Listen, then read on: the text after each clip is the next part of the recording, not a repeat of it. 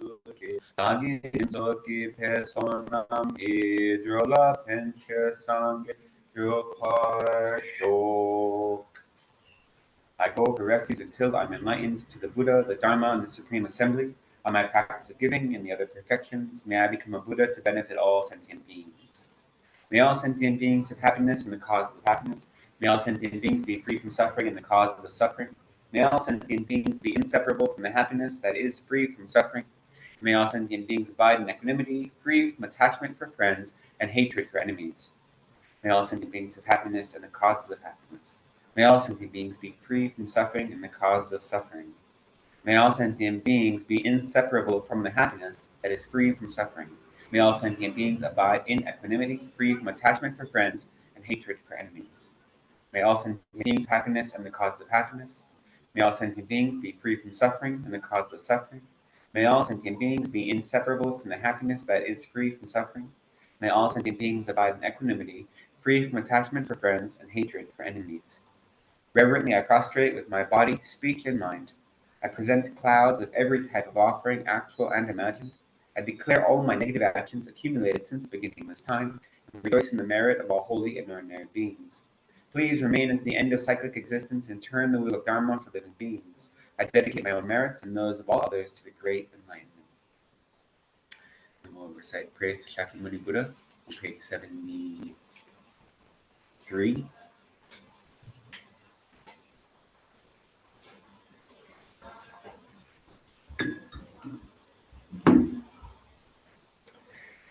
To the founder, the endowed, transcendent destroyer, the one gone beyond, the foe destroyer, the completely perfected, fully awakened being, perfect in knowledge and in good conduct, Sugata, knower of the world, supreme guide of human beings to be tamed, teacher of gods and human beings, to you, the completely and fully awakened one, the endowed, transcendent destroyer, the glorious conqueror, the subduer from the Shakya clan, I prostrate to make offerings and go for refuge.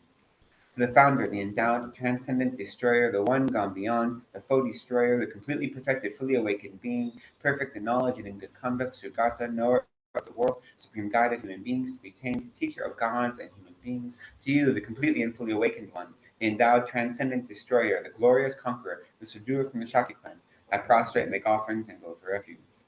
The founder, the endowed, transcendent destroyer, the one gone beyond, the foe destroyer, the completely perfected, fully awakened being, perfect in knowledge and in good conduct, Sugata, knower of the world, supreme guide of human beings to be tamed, teacher of gods and human beings, to you, the completely and fully awakened one, the endowed, transcendent destroyer, the glorious conqueror, the subduer from the Shakya clan, I prostrate, make offerings, and go for refuge.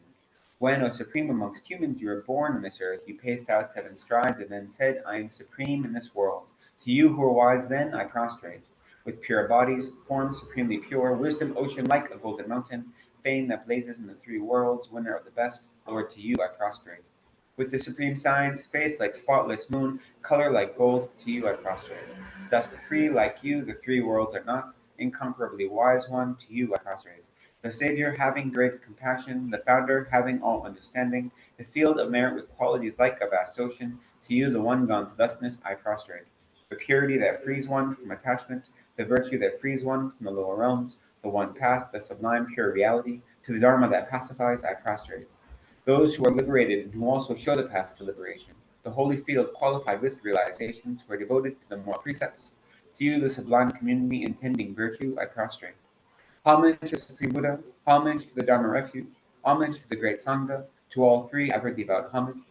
To all worthy of respect, bowing with bodies as many as all realms atoms in all aspects, with supreme faith I pay homage. Do not commit any non-virtuous actions, perform only perfect virtuous actions, subdue your mind thoroughly, this is the teaching of the Buddha. A star, a visual aberration, a flame of a lamp, an illusion, a drop of dew or a bubble, a dream, a flash of lightning, a cloud, see condition things as such. Through these merits may sentient beings attain the rank of all seeing, subdue the foe of faults, and be delivered from samsara's ocean, perturbed by the ways of aging, sickness, and death.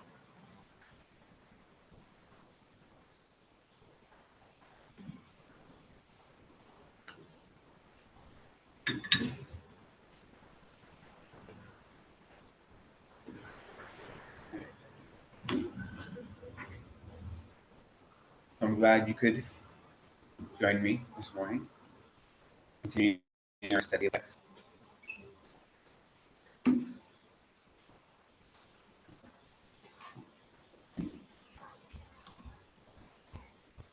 I was speaking earlier before class started about what do we mean when we say we practice, right? We study these texts and we meditate and we study these rituals, but what does it mean to actually practice? And we say, oh, that's part of my practice.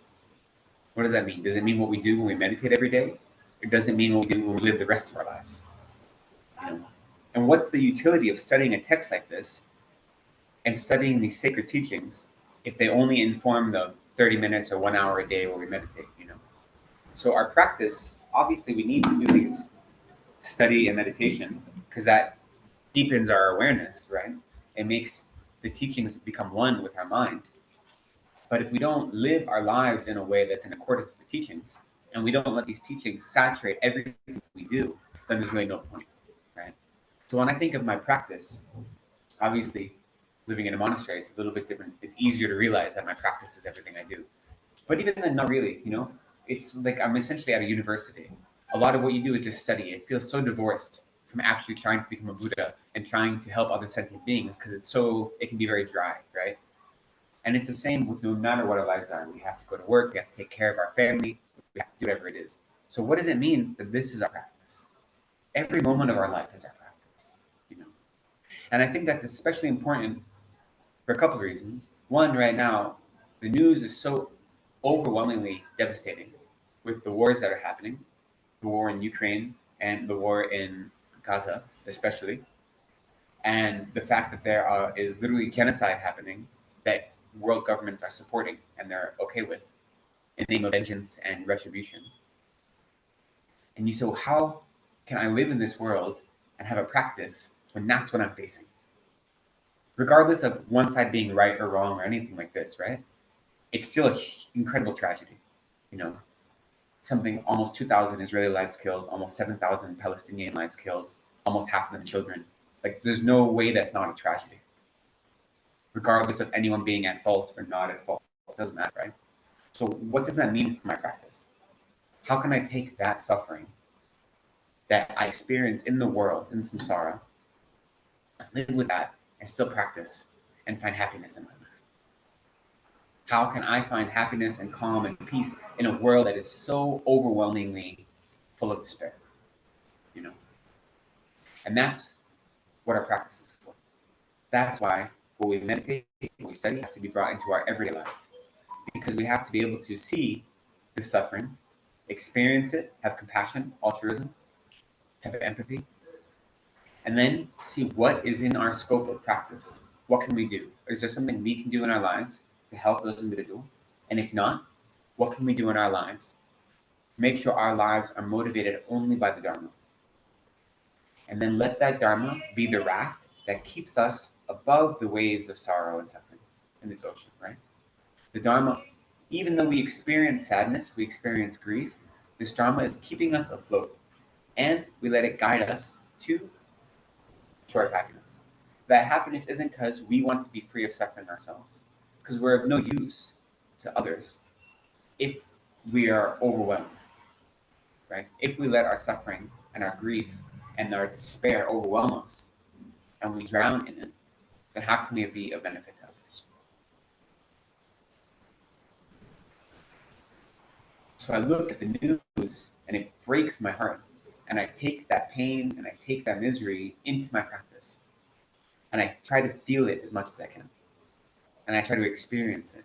And then I try to transform it into the motivation to really work harder to free these sentient beings from suffering.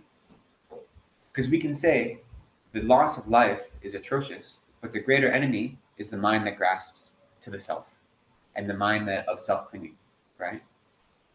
When we were studying texts on anger and things like this and patience, the next chapter especially, it says, what's the point of being angry at your external enemies if you're not angry at the internal enemy, which is the self-grasping mind? Because the external enemy, the worst they can do is kill you in this life. The self-grasping mind can send you to the hell realms for countless eons, right? So when I look at the suffering, it should motivate me to work harder to free other sentient beings from suffering. And we need to let it be that our practice in that way. And the reason I've been thinking about it, especially related to our text, because this chapter we're studying is on vigilance, right? On alertness or vigilance. And in the context of the text, he uses this chapter and the chapter before to teach the paramita, or the perfection of morality. Right? So in the text, he teaches the 6 paramitas, the 6 perfections. But the perfection, if we look at even the contents, I went over this last time, but a reminder.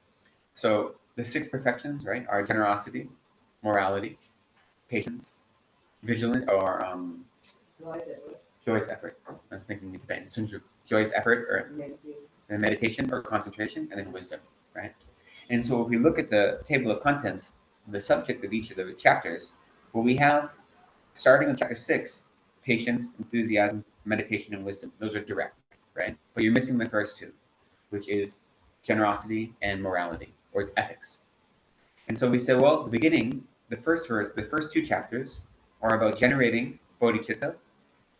Well, the first 3 chapters, generating bodhicitta, recognizing, disclosing negative actions, and then maintaining bodhicitta. And so in those 3 chapters, he includes the practice of generosity.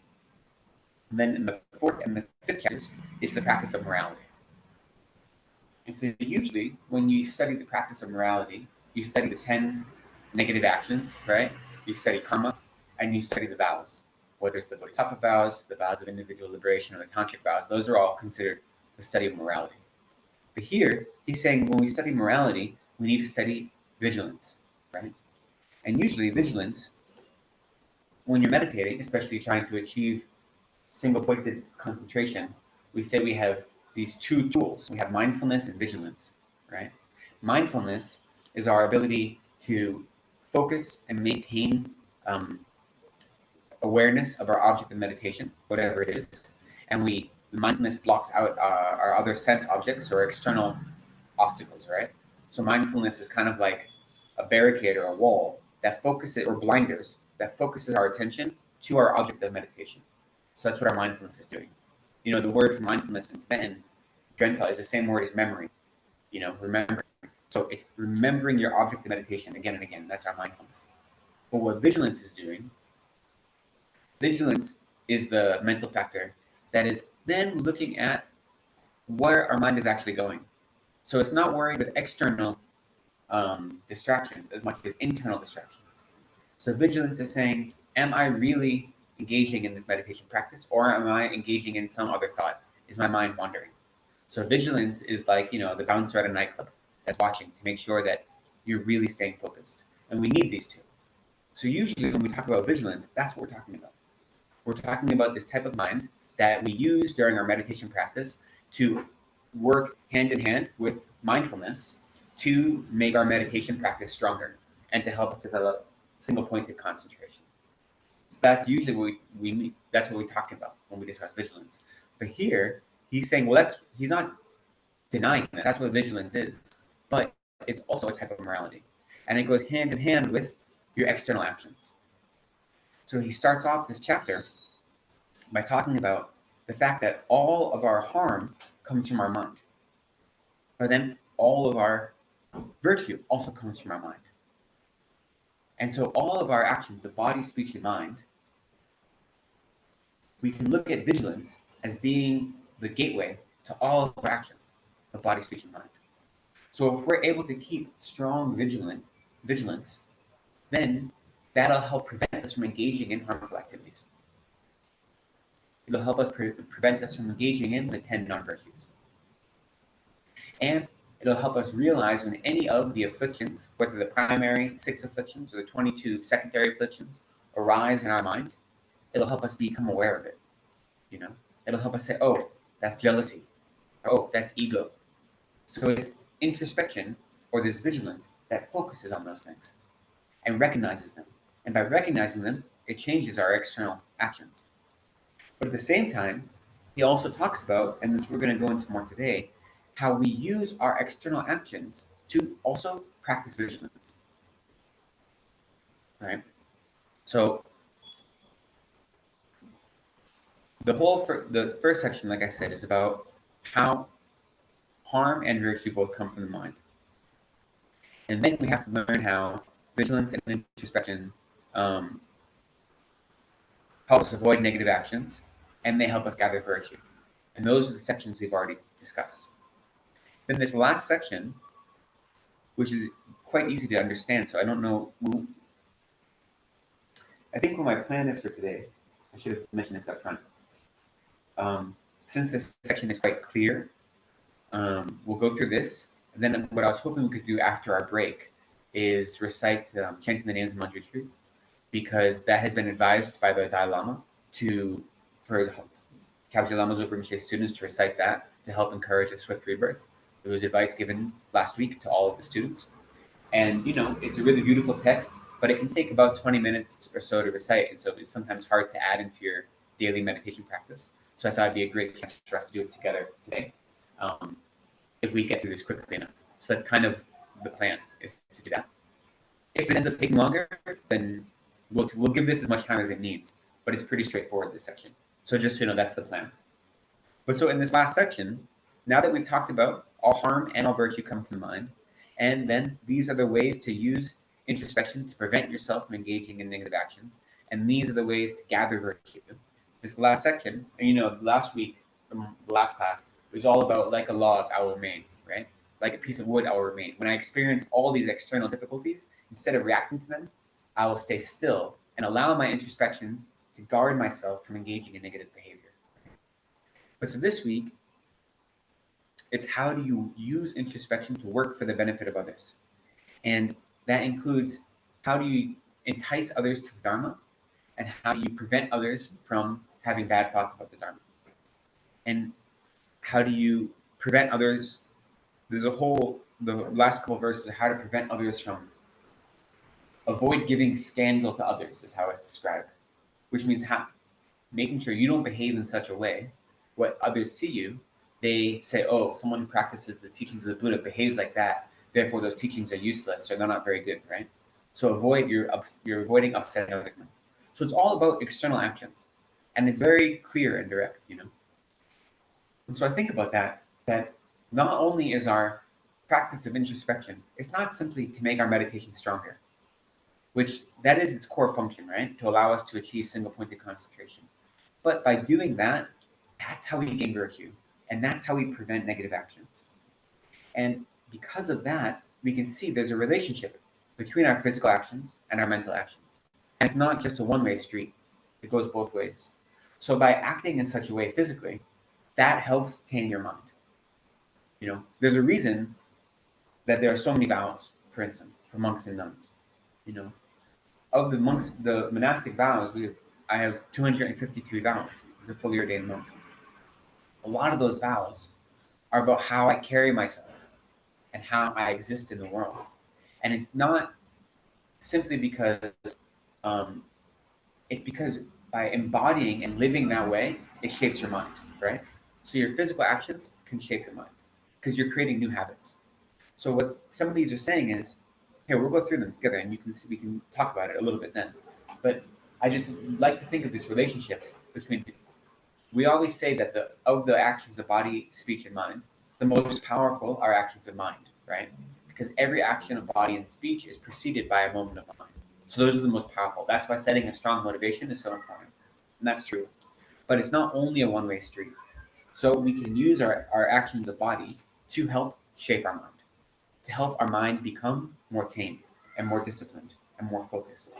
So we can use our physical actions to help develop our introspection, which then helps our meditation become stronger, which then helps us deepen our understanding of the nature of reality, which then changes the way we act in the world. So they all work together, right? And this matters for me because these are things we realize we do during our everyday life.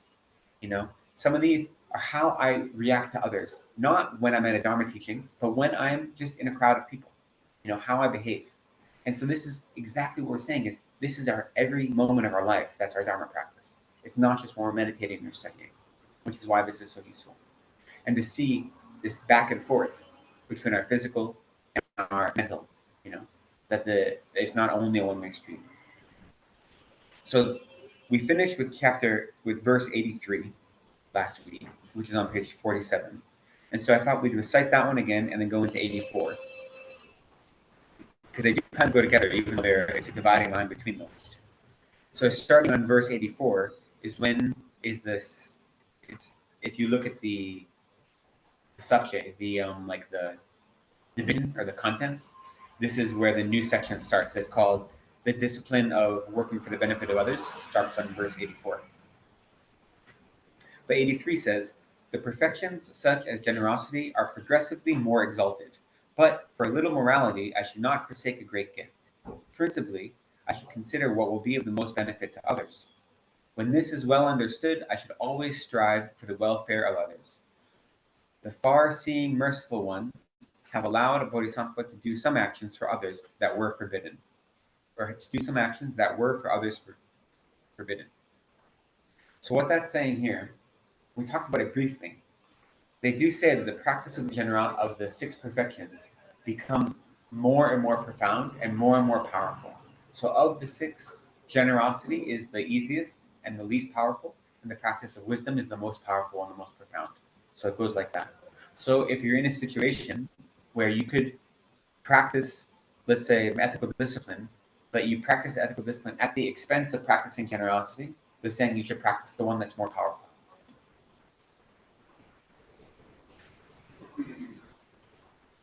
In general, they're not really contradictory, but that's what it's saying here, is that you shouldn't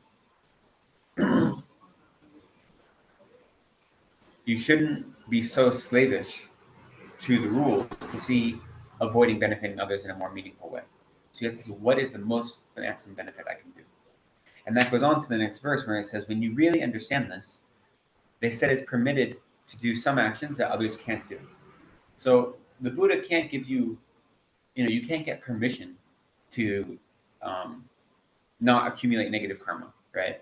Like, it's not like the Buddha says, oh, you engage in the 10 non-virtues, therefore you have negative karma. It's not like that, right? It's natural. When you engage in one of the 10 non-virtues, it comes with negative karma. That's the way it works. It's not like some external being labeling good or bad. But the Buddha recognized that sometimes, in order to be of greater benefit, you do have to accumulate negative karma or mixed karma. And the example they always give is when the Buddha was on a merchant vessel and it was boarded by a pirate who was going to kill all the 500 merchants on that vessel. And the Buddha realized that. And he realized, at this point, the Buddha wasn't a Buddha, he was a bodhisattva. And he realized that if that pirate killed all those 500 beings, he would be born in hell realms for incalculable eons. And so in order to prevent that, with incredible great compassion focused on that pirate, he killed the pirate. So what's interesting there is the main driver of his compassion wasn't the 500 other merchants. It was the pirate. Because he knew that by engaging in that murder, the pirate was going to be reborn in hell realms for a long time. And by killing him, he accumulated negative karma. And it's explained by different teachers different ways. Some say that he was reborn in hell realm, but only for a moment, and then it was burned away. Others have different explanations of the negative karma he accumulated. But he willingly accepted the fact that I will be accumulating negative karma by doing this, but the benefit is much bigger. And now, if we don't have that mind of great compassion or bodhicitta, we probably shouldn't be engaging in that kind of drastic action. That's just kind of the example. But it shows that we have to balance. Sometimes it's acceptable or understandable to do things that are harmful if there's a greater benefit. So another one has to do with lying, right? And it has to do if someone wants to hurt someone else. If the example they give is if you see someone running away from a murderer, the murderer says, which way did they go? What do you tell them? And I think Pavonka says, you don't tell them anything. You just play dumb and pretend you don't know anything. The other teachers say, no, you just lie to them. And you accumulate the negative karma of lying. But the benefit of helping that sentient being and helping the murderer or preventing them from murdering them is greater benefit. So you willingly accept negative karma because the benefit was greater. So that doesn't mean you have permission to do it, right? It doesn't mean you don't get negative karma. So the wording here, and it's the same in Tibetan, it's not a problem with the translation, but it sounds like the Buddha is giving you permission that some people can do these things and they don't get in trouble for it.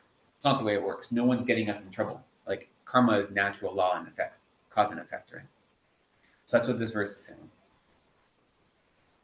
And then the remaining verses go on to what we can do to benefit others, right?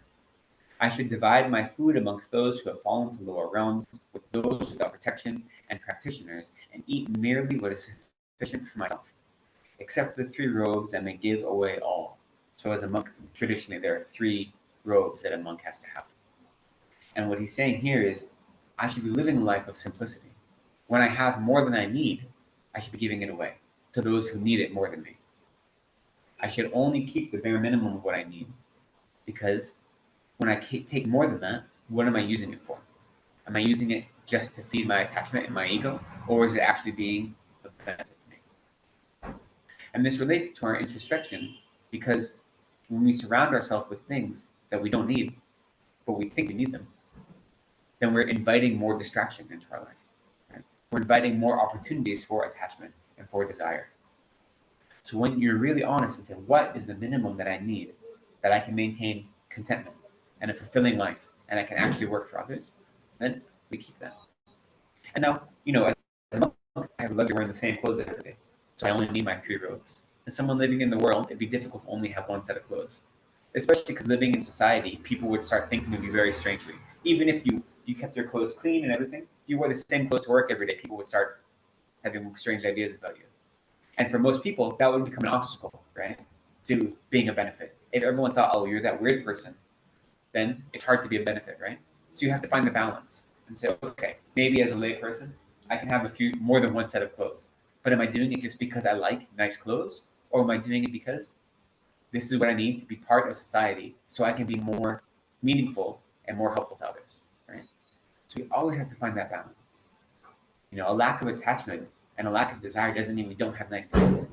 It means we don't define ourselves by those nice things. So here, it's saying, always need to look at what we take for ourselves and say, is this really necessary? Or can I give this to others where it'll be of more benefit? And realizing that my practice of generosity here, right, is a practice of generosity that's also encouraging my own contentment. It's helping counteract my attachment and desire. And by doing so, it strengthens my meditation. It makes my meditation practice more powerful because they all work together. He goes on to say, well, we're thinking about what can we give away to others. This body, which is being used for the sacred Dharma, should not be harmed for only slight benefit. By behaving in this way, the wishes of all beings will be quickly fulfilled. Those who lack the pure intention of compassion should not give away their body. Instead, both in this and future lives, they should give it to the cause of fulfilling the great purpose. So we hold up this example that we should develop the bodhicitta that's willing to give even our own life for a single sentient being who's suffering, right? And the story of the tigress is the most famous one we hear over and over again. And that is the mind that we should develop. But what they say is, until you achieve the first bodhisattva ground, so that's to say, until you actually have actual unfabricated bodhicitta combined with a direct realization of emptiness, then you don't have the mental capacity to give away parts of your body to others without having negative minds associated with it. So we have to take care of our body because our body is what we use to practice Dharma. The uncommon situation of being born with a perfect human rebirth is that we have the physical and mental capacity to practice Dharma in a meaningful way, which is why they say, if you look at the richnesses and the endowments, one of them is not being born lame or with physical disabilities, right? And the reason that's considered an endowment is because even being able to prostrate and being able to see enough to read the Dharma or being able to hear the sacred teachings is a way to accumulate merit in the practice. So any obstacle to that makes it harder to practice. So we should protect our bodies in such a way that allows us to continue practicing the Dharma to their full potential, whatever that may be, So that doesn't mean, so we shouldn't starve ourselves. We do need to eat enough food to be healthy. We do need to exercise enough to keep our bodies healthy. We have to do these minimum things, recognizing that this is part of my Dharma practice. The reason I go to the gym every day or I go on a walk every day is part of my Dharma practice, because it's through this body and mind that I have the chance to practice Dharma. So I can't waste it. And by not caring about it at all, I'm wasting it. If I actually develop, direct insight into the nature of reality combined with unfabricated bodhicitta, then I will have reached a kind of spiritual level where I could give away my body to others. But until then, I need to protect this body. because it is so rare to find a perfect human rebirth that I can't just give it away. I can't just waste it. Yeah.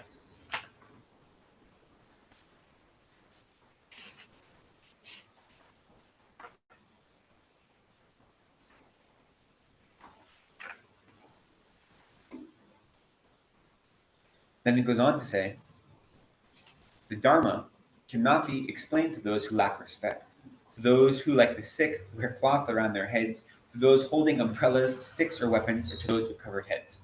So this is very situational. And it may not be quite as here we can go keep going, actually. Nor should the Dharma be explained, nor to a woman unaccompanied by a man. The vast and profound should not be taught to lesser beings, although I should always pay equal respect to the Dharma of the lesser and higher beings. So, this is talking about the appropriate situations to teach the Dharma. And we'll go through these. Just, we have to understand they're in context, right?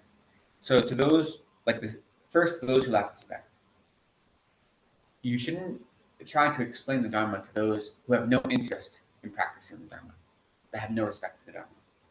Which isn't to say don't teach the Dharma to non-Buddhists. It's saying if people have no respect for the Dharma, then all they're going to do is try to be critical of it, which is no benefit to them or to you. And actually, it's even a greater harm to them.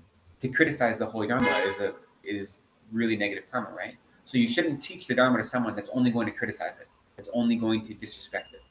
So you have to realize that's not an appropriate situation to share the Dharma, especially for those of us who weren't born in a Buddhist community or a Buddhist faith, having converted to Buddhism, being excited to kind of share that with your family and friends who aren't Buddhists. You have to find that line, and say, okay. I mean, I realized very young when I first started practicing that no one in my family wanted me to teach them Buddhism. You know what I mean? So what do? I live my life in the most profound way I can. I try to embody the practice of the teachings as much as I can.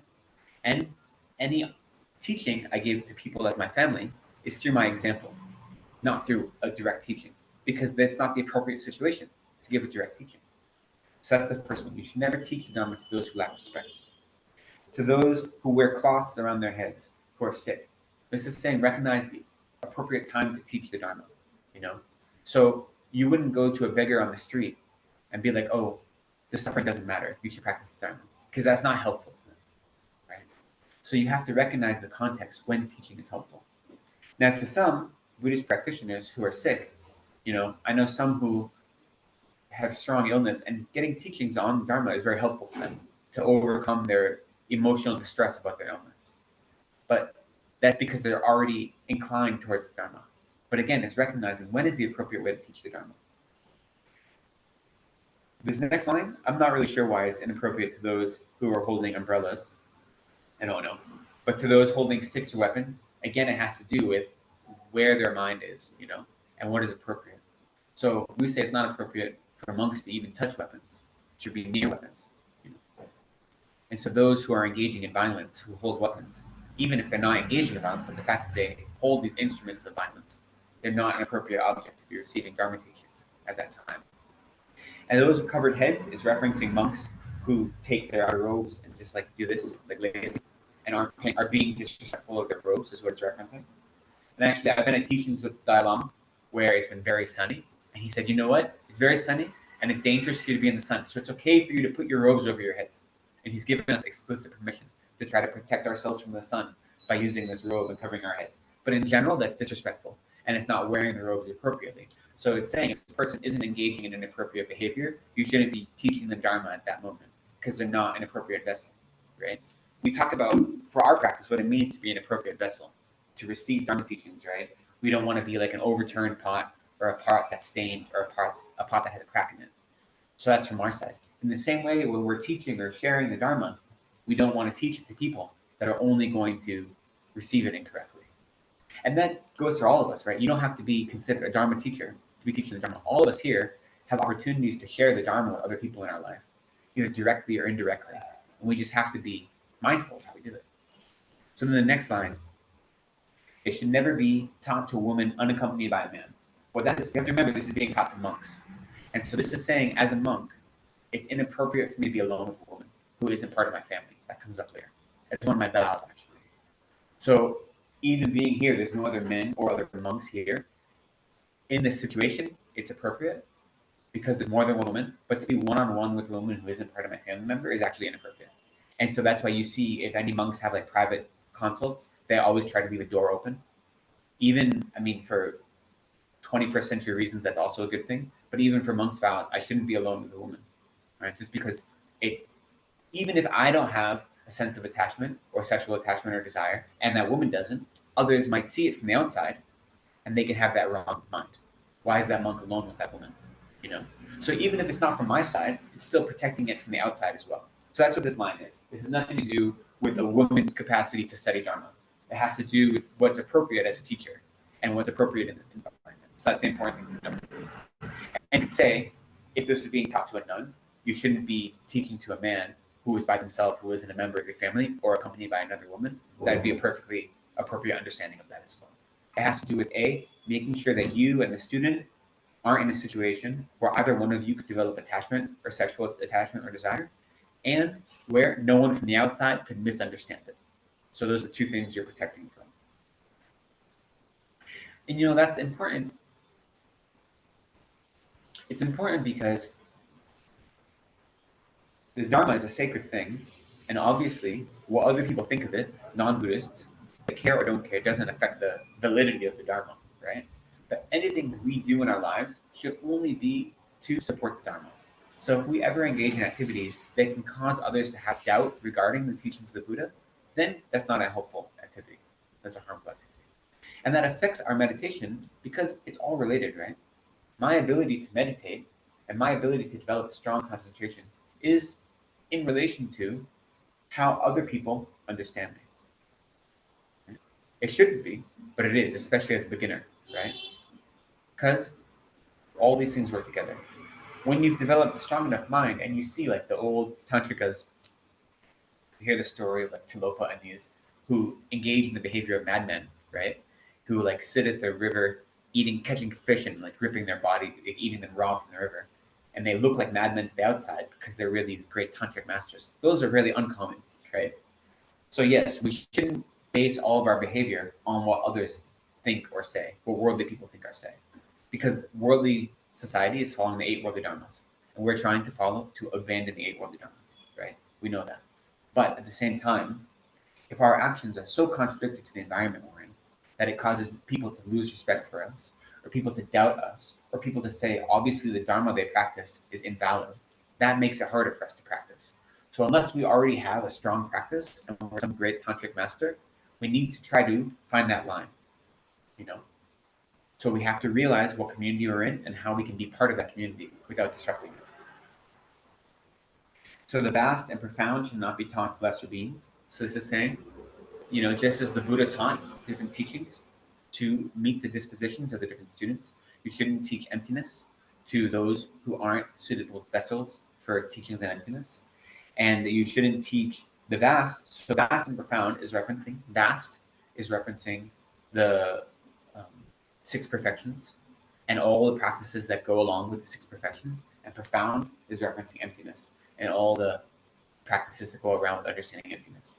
So for students that are inappropriate vessels, you need to teach them what their mind is able to receive. You know, the reason the Buddha taught these different tenet systems is because he knew that if he taught certain practices to some students, they would just disregard it. So you have to know what is appropriate. But it goes on to say, always pay equal respect to the dharmas of the lesser and higher beings. So even though we say that we shouldn't practice the teachings of the lower Hinayana scope, that they aren't the final view of the Buddha, we still have respect for them because they're still the teachings of the Buddha. You know, they're still valid Dharma, even if they aren't the Buddha's final thought. So if you've studied the Bodhisattva vows, this is included in the Bodhisattva vows, that you never disregard a Hinayana teaching and you never speak poorly of it because it's still the teaching of the Buddha. So you have to have equal respect as you do for the Mahayana teachings. So even though we recognize that some students aren't appropriate students to be studying the Mahayana teachings in this life, or to be studying emptiness in this life, the teachings they practice are the teachings of the Buddha. So you meet them where they are, and you have respect for the Hinayana teachings as well. So then going on, he says, I should not communicate the Dharma of a lesser being to one who is a vessel for the vast Dharma. And I must not forsake the Bodhisattva's way of life, nor mislead others by means of sutras or mantras. So in the same way, if you know someone is a Mahayana practitioner, you shouldn't teach them in such a way that says, oh, maybe bodhicitta isn't that important. You should focus on renunciation instead. You shouldn't take the Hinayana teachings and force them on a Mahayana either. Even though we say that all the teachings are included in the Buddhist view, and we practice the same teachings that the Hinayana teachings understand, but with a different slant to them. And says, I shouldn't, to one who's a vessel, if they are a vessel for the Mahayana, you should not then encourage them towards a Hinayana path. That's what this is saying. And really, I don't know in this life, in the 21st century, other than people who are from cultures that are Hinayana cultures, like Thailand or Laos or Burma, Sri Lanka, I think most students are appropriate vessels for Mahayana teachings, but maybe not immediately, When you first start studying Dharma, you need to study the things that work with your mind, So it's not like just because you're from a different culture, from a different place, you shouldn't ever receive these teachings. It's just that you shouldn't get them all at once, You need to slowly be acclimated to the Dharma, and that awakens your mind, and it awakens your potential, and then you can receive the teachings that are useful for you. So these all have to do with how we communicate the Dharma to others. And so most of us don't go around teaching the Dharma to other people all the time. Even Dharma teachers like me, quote unquote Dharma teachers. It's a very strong label, but I teach here and I teach programs, but like most of my time I'm not teaching, So how is this useful for us? Well, it's useful in two ways. It's useful in one way, if you look at it as the abstract, it's recognizing that the way we hold ourselves in the world and the way we share our understanding of the profound is dependent on our circumstance. And so we always need to hold ourselves in line with the Dharma, in accordance with the Dharma. Every single moment of our actions should be in perfect alignment with the Dharma. But we have to do that with the awareness of our time and place. And that's how introspection is helpful. Because introspection is saying, what is appropriate for this situation? Is this a situation where it's appropriate for me to engage in this type of discussion? Or for me to do such and such behavior? Or is it not appropriate? And by appropriate and inappropriate isn't saying the action itself, whether it's teaching Dharma or like living a Dharma life is appropriate or not. It's saying, how will it affect those around me? So for instance, when I was in school, I knew someone who would always meditate when they were on the subway. And they would try to meditate every time they're on the subway. But when they meditated, they would just sit in the subway like anyone else. Or the metro, I guess you call it here. In Boston, we call it the T. But the metro, the subway. Or on the bus even. So they wouldn't sit in the subway and go like this. Because that's ridiculous. If you're in the middle of public and you're doing this, everyone's just going to stare at you and think you're a crazy person. And they're going to think all these people that follow Buddhism or whatever they're doing, they don't have, you know what I mean? Because that's not how you exist in the real world. But you can still use that time to meditate. You just don't sit and do this weird posture. You just adopt whatever is your normal posture, and then you allow it, because the meditation is internal, right? We use our body posture to help our meditation, make it easier, make it stronger, but we don't need it. So they meditate, but if you were to see them, they just look like someone on the metro, like everyone else, So you find the balance of how do I practice? How do I uphold these teachings? How do I make every moment of my life meaningful? But I don't do it at the expense of others, and I don't do it in such a way that causes others to lose faith in the Dharma, or to think that the Dharma is some crazy thing. So this is something we do in all of our life. So when you go to work and you're dealing with coworkers who aren't Buddhist, and they ask you something, your study of Buddhism might give you an answer to that. But you wouldn't say, well, you know what the Buddha says? The Buddha says you should do this. That's not how you word it to those people, Or if you study the karma, you wouldn't say, well, you wouldn't do this because it's non-virtuous karma. But you might have another way of explaining that to someone that meets them where they're at, that doesn't contradict their own spiritual beliefs. And that's how you can live in the world in that way. So you have to use this critical mind to just be aware of your situation and let the teachings of the Buddha be present in everything you do. The idea of secular and sacred as being distinct is a kind of harmful idea, because it means I'm only practicing the Dharma when I'm doing something sacred, whether it's a ritual or meditation. And then my secular life is non-Dharma. We need Dharma to be our entire life. There should be no distinction between the profane and the sacred, the secular and the sacred. So this whole section that we just covered is about how to behave when you're teaching the Dharma to others. And then this last section is how to avoid others having scandal, or to bring scandal to others. So this is all, again, pretty common sense. So when I spit or throw away the stick for cleaning my teeth, I should cover it up with earth, and it's shameful to urinate and so forth in water or land used by others. I mean, basically, even if you see monks when we're at the monastery, when we're doing prayers or we're in pujas, or even when we're outside, if monks have to blow their nose, they always cover themselves like this, just because it's inappropriate to kind of blow your nose in front of others, because it's, some people find it off-putting, right? Or you don't like spit on the side of the road when you're in front of others. So it's just a matter of being like, this is something that will cause others to become unhappy, and it's kind of gross. Or if there's a public waterway, you don't use it as a bathroom. If there's a public field, you don't use it as a toilet. Like, this is pretty common sense, right? Because that's all he's saying is like, look, even these very simple things, this is common sense. It's how we practice Dharma. This is how I show respect for others. That I don't do these things in public because I'm showing respect for others. Because it has two things. One, it makes sure they don't have bad ideas about the Dharma. And two, it doesn't cause them this, it's not disrespectful to them. I'm showing respect to them that way. When eating, I should not fill my mouth, eat noisily, or with my mouth wide open. I should not sit with my legs outstretched, nor rub my hands together. Again, it's a matter of respect, right?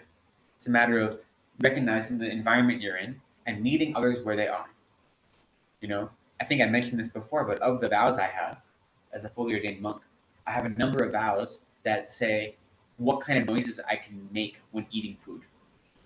Because traditionally, right, the monks beg for food. And so you eat one meal a day, and you'd go into town, and someone would invite you into their home, and they'd give you food. And so it says, like, when you're eating, so I'm eating in front of the sponsors, right? You eat food with the family that's sponsoring you, that's supporting the Dharma. And so it's like, don't make the noise hoo hoo or ha ha when you're eating, which makes sense. Like, if you offer me food and I'm like, then you're like, oh my God, what are these monks doing? So that's, it has nothing to do with your food itself, but it has to do with respecting others' boundaries and respecting the situation you're in. If you're, this is what they always, in some communities, in some cultures, when you drink soup, if you slurp it, they say that's actually respectful because it shows you're enjoying it. So in that environment, then that's appropriate, right? Because you're meeting the people around you where you are, and you're being respectful to others. And recognizing that, training your mind to become more calm and to develop single-pointed concentration, and training your body to be respectful to others work together. When you're actively working to be respectful to others, that is training your mind. That is affecting your meditation. So when you go home every day and you try to practice shamatha meditation, and you try to focus on your object, or whatever meditation you're doing, the fact that throughout your day you have been cognizant of the needs of others, and you have been respectful towards others, and you have tempered your behavior so it has been complementary towards others, that makes your meditation more powerful. And it's easier for you to meditate in the evening because they go hand in hand. They're not separate situations. So continuing, again, I should not sit alone in vehicles, upon beds, nor in the same room with women of others. Women of others means women that aren't part of my family. And again, this is directed towards monks, right? So I think that makes sense. In brief, having observed or inquired about what is proper, I should not do anything that would be disliked by the people of the world, right? So whatever community you're in, you have to recognize what their customs are. And as long as their customs aren't in direct contradiction with the Dharma, like their customs are like, killing animals or something, then you should comport yourself to be in line with them, in line with whatever community you're part of, as long as it's not contradicting the Dharma. I should not give directions with one finger, but instead indicate the way respectfully with my right arm, with all my fingers fully outstretched. So, in India, anything with your left hand is considered right, so you should use your right hand. And then here, They say pointing with one finger is incredibly rude, especially in ancient India. So you point with your whole hand. So if someone asks for directions, you don't say go that way. You say go that way. Maybe these days that specific advice isn't as important, but what it's demonstrating is you're just mindful of the customs of the environment you're in, right? And you even see monks. I mean, I don't know the Tibetan cultural history of it, but if you like, for instance, if we're studying a text and you're going to prove something and you get lost, and your friend shows you where they are, no one ever points with one finger. They always use their hand to just kind of gesture, you know. So I don't know if it's the same cultural practice or if it came from India, but it's like that's a cultural practice. It's like pointing with one finger is considered rude, so you don't do it.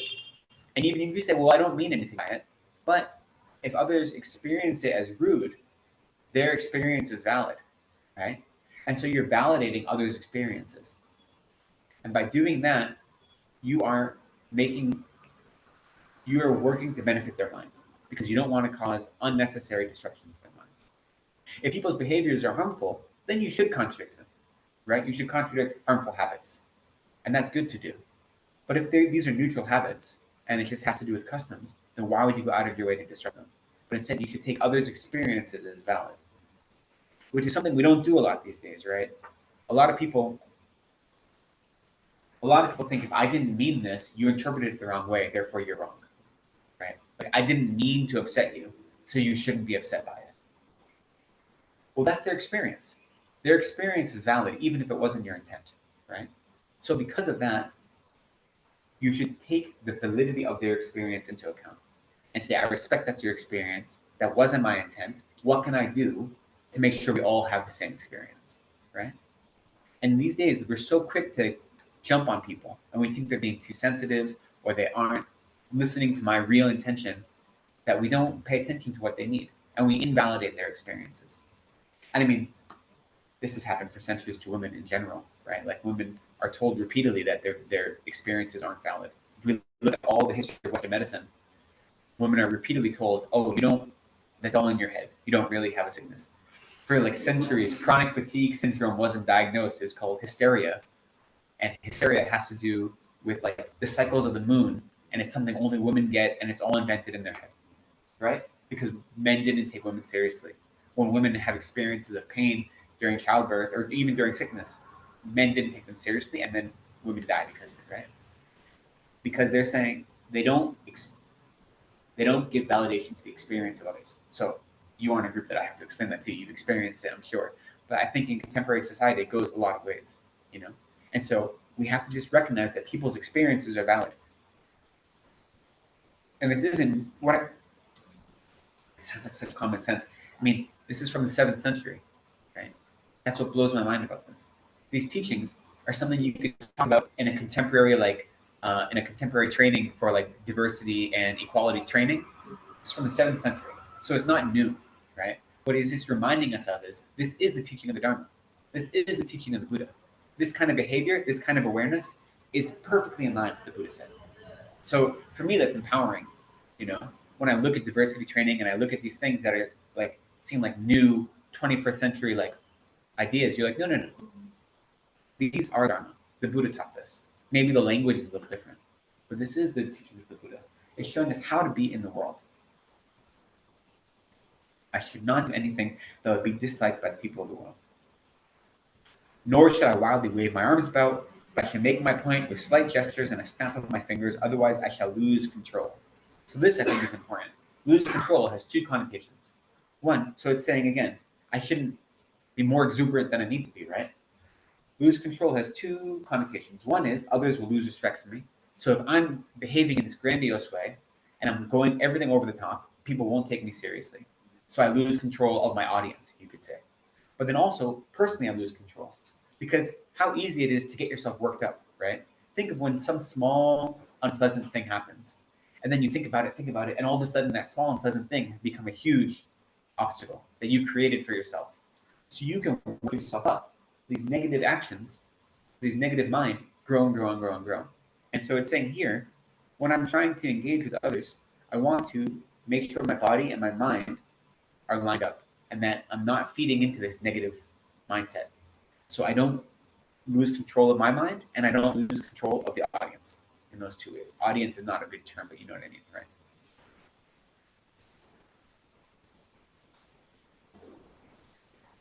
Just as the Buddha lay down to pass away, so should I lie down in the desired direction when going to sleep, and first of all, with alertness, make a firm decision to quickly rise again.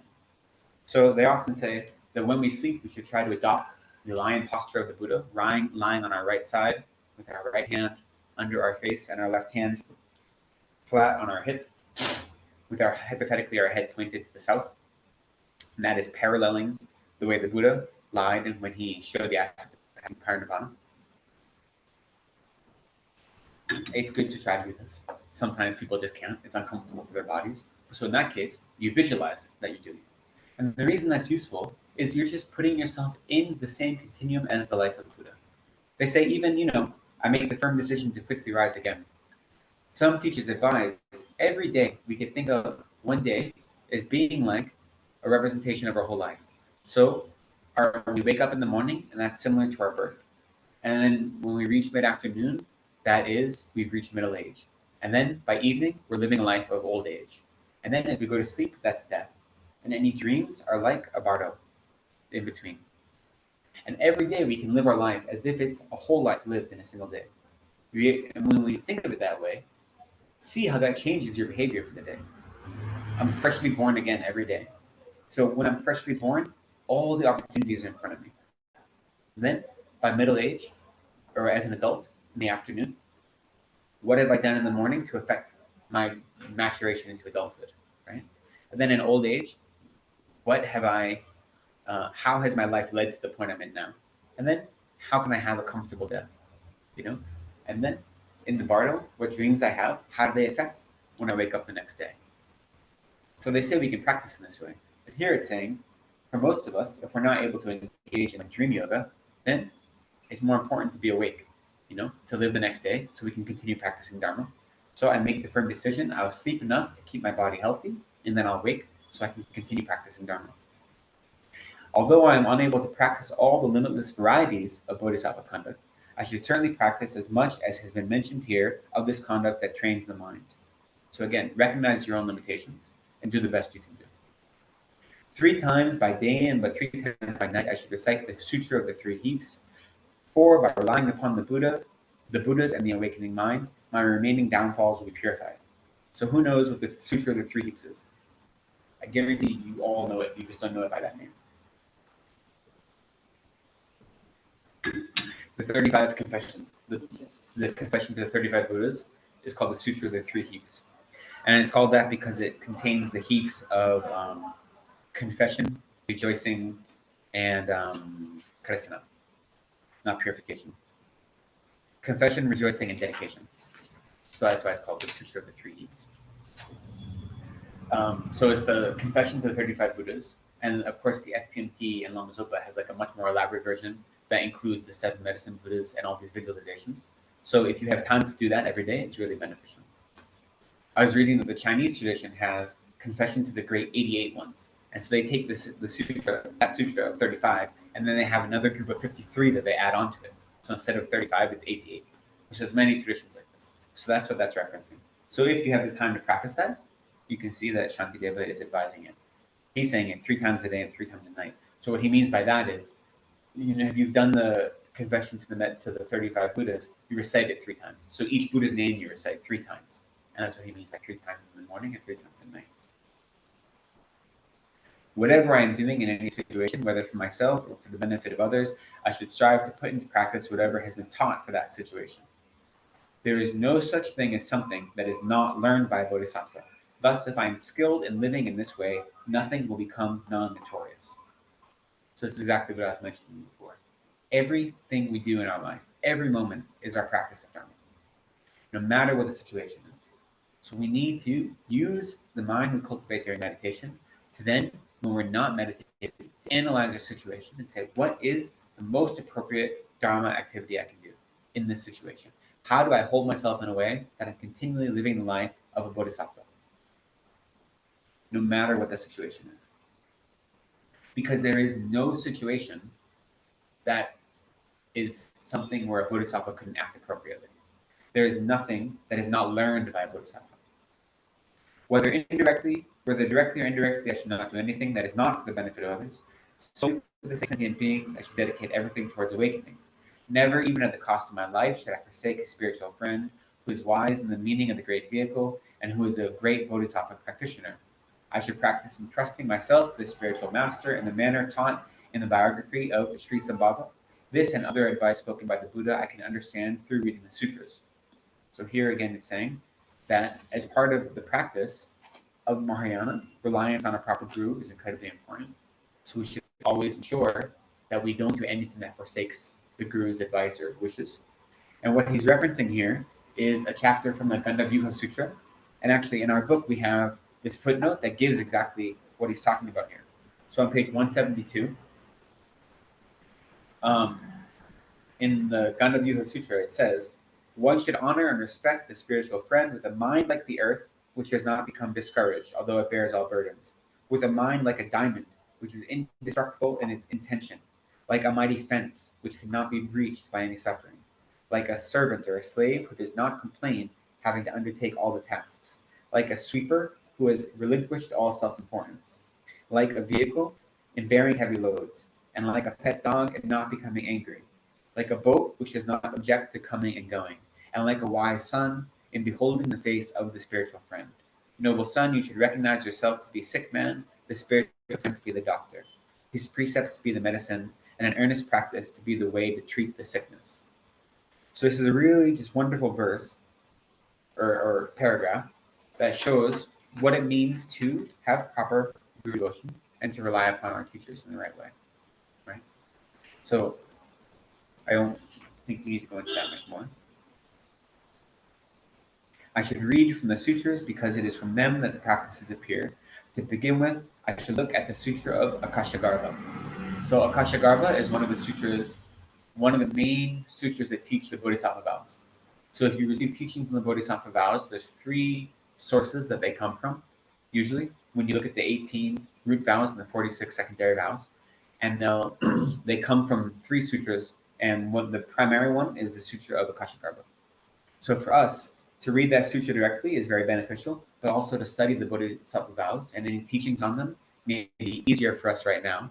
And then once we study the commentary, then we can study the root text as well. But that's what that is referencing. In addition, I should definitely read the Compendium of All Practices again and again, because what is to be constantly practiced is very well and extensively shown there. Also, I should sometimes look at the condensed Compendium of All Sutras, and I should make an effort to study the works by the same two titles composed by the exalted Nagarjuna. So, what this is referencing is, right now we say there's two famous texts that Shantideva is known for, right? The Bodhicharyavatara is one of them, and the other one is the Shikha Samachaya, which is here called the Compendium of All Practices, right? And those go together. And they say that you should read them together because anything that is only explained in brief in the Bodhicharyavatara, he goes into more detail in the Shikha Samachaya. And anything that is in brief there is more detail in this one. So they say that we should read them as together simultaneously as compendiums. And then the other text he references is the Sutra Samuchaya. And so they say that Shantideva also composed a Sutra Samuchaya, which is taking different verses and different quotations from the sutras and putting them together. But that is lost. We don't have any Tibetan translation of it, and the Sanskrit, we have records that it existed, but there's no versions of it that exist. So that's what he's referencing. But they also say Nagarjuna wrote two texts of those same titles, the Shiksha Samuchaya and Sutra Samuchaya. But of his, the Shiksha Samuchaya is lost, but his Sutra Samuchaya does exist. So they say those are the three texts then you can look at. The Sutra Samuchaya by Nagarjuna, the Shiksha Samuchaya by Shantideva, and the Bodhicharyavatara. When you read them all together, they complement each other. That's all it's saying. But so for us, that's good advice. I don't know how good the translations are of those texts, but what it's saying is that the teachings of the Buddha and their commentaries complement one another, right? So we need to keep our study broad, and we recognize that only studying one text won't give us the broad view that we need. So maybe we're doing a retreat where we only focus on Lamrim or something. That's okay.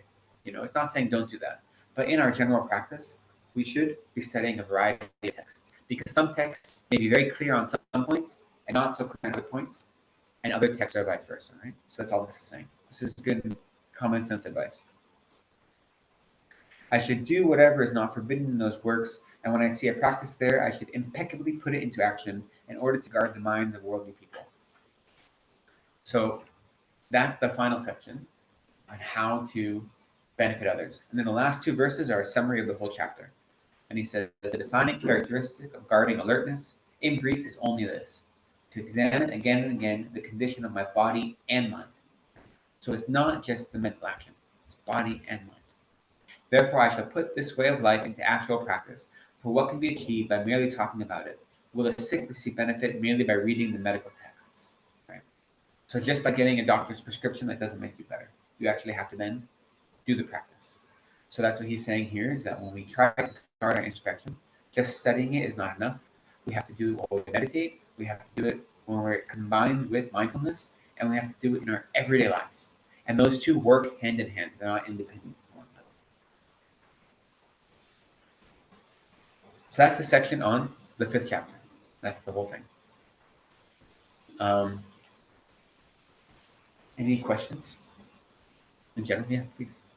I have a question about the topic of sharing Dharma indirectly with others, which you spoke about.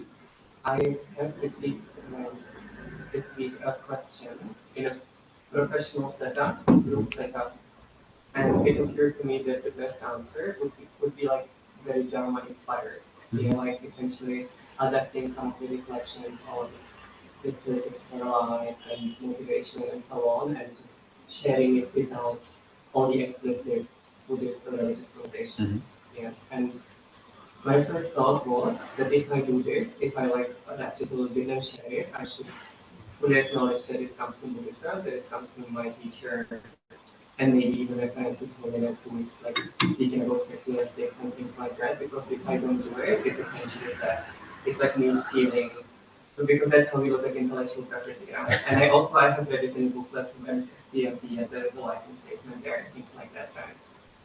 At the same time, that was my first. My first instinct about how to approach it. Now you've spoken, but also I don't know how that disclaimer there somewhere. Yeah. What the reaction would be of the audience, and it's a little bit undifferentiating audience because I don't know in the group who has what. Yeah. Religious beliefs and so on. So it's not theft. I'll say that. I don't think it's theft. I think we need to be mindful of our environment and do what is most useful. So in some places, saying, oh, this is something that His Holiness has explained, the Dalai Lama has explained in secular ethics. Many people who aren't Buddhist think of the Dalai Lama as an incredibly wise person. So then they don't find offense from it coming from His Holiness, right? So it's okay to label it that way. But then sometimes even that isn't necessary, you know. And I don't think it's theft. I think that there are these copyrights in the text. I mean, that's fine. Don't worry about that. That's not important. The Buddhist teaching can't be copyrighted, right? The nature of reality isn't copyrighted. These are just explaining how we do it. So I think it's perfectly appropriate. And you just be mindful of the situation. And you share the information in such a way that it'll benefit them and won't cause doubts or distractions. I don't think a disclaimer is needed, personally.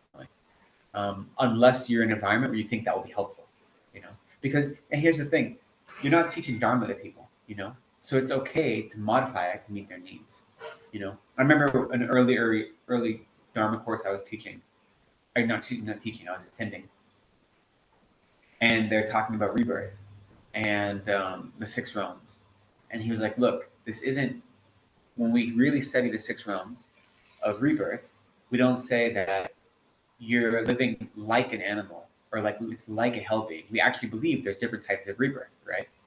And he's like, "But you see a lot of teachings say like it's, you know, it's a human being with the experience that's like a hell being." He's like, "That's Dharma light, you know, that's not real Dharma. We don't teach that." But that's because he was in a Dharma center, so he was teaching the direct teaching. But Dharma light is okay if you're not teaching Buddhists. You know what I mean? Teaching the students in the way, not the students, but teaching people or explaining things in such a way that's appropriate for their minds is 100% what the Buddha did. So it's what we should do. So if you're in a secular environment where these teachings that you've been learning and practicing, you think can be a benefit and direct benefit, then you share them in a way that will cause people to have benefit. And that's great. You know, I don't think it's stealing. I think it's skillful means. I don't think it's theft.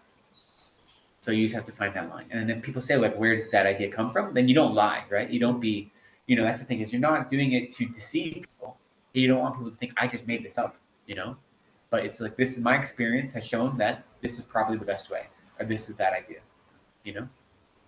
And then if they say, well, where did that come from? Then you say, oh, you know, it's from my study of Buddhism, but it's adapted, you know? And that's perfectly fine. I have friends, or I know of people who are Buddhist practitioners, who are social workers and who are therapists, and they do secular therapy, right? They don't only meet with Buddhists, and they've been trained in Western psychotherapy professionally. They have degrees. Now, obviously, your Buddhist practice is going to affect how you engage in that work. But if you're meeting non-Buddhists, you're not going to give Buddhist advice because that's not helpful. You know what I mean? So then you take your Buddhist practice along with whatever other study and learning you do, whether it be in Western study or whatever, and then you meet the needs of the people in front of you. So I think that's perfectly appropriate, and I would not worry about it being theft. It's only theft if people ask you and you say, "Oh, I invented this," or "I realized it on my own." You know what I mean? Then that would be, if you're misleading people, then that's inappropriate. But if you're being honest to people, then that's fine. Anything else? Okay. And you can go through that sutta then. Oh, do you want to go through the yeah, on page 172, the Gandavyuha Sutra quote? Sure. So when we're thinking of how we honor and respect our spiritual friend, so the word here, right? So this is, spiritual friend actually is geshe, is what they're translating as spiritual friend. But that's because the Gaelic stole the word geshe as a title because we knew it was used over and over again. Gewe Shenyan means a spiritual friend. So here it means your teacher, right? The Gaelics, we stole that. That's okay. The Nyingmapa stole the term Kempo. When you get a degree in, like, you know, the equivalent of studying in the Nyingma lineage, like the pinnacle is you become a Kempo, which just means, we use it to mean abbot, but it really just means scholar. Like the word means scholar, but that's like their highest degree is Kempo. So we took spiritual friend. That's all. But so here it says, what are the different analogies it gives?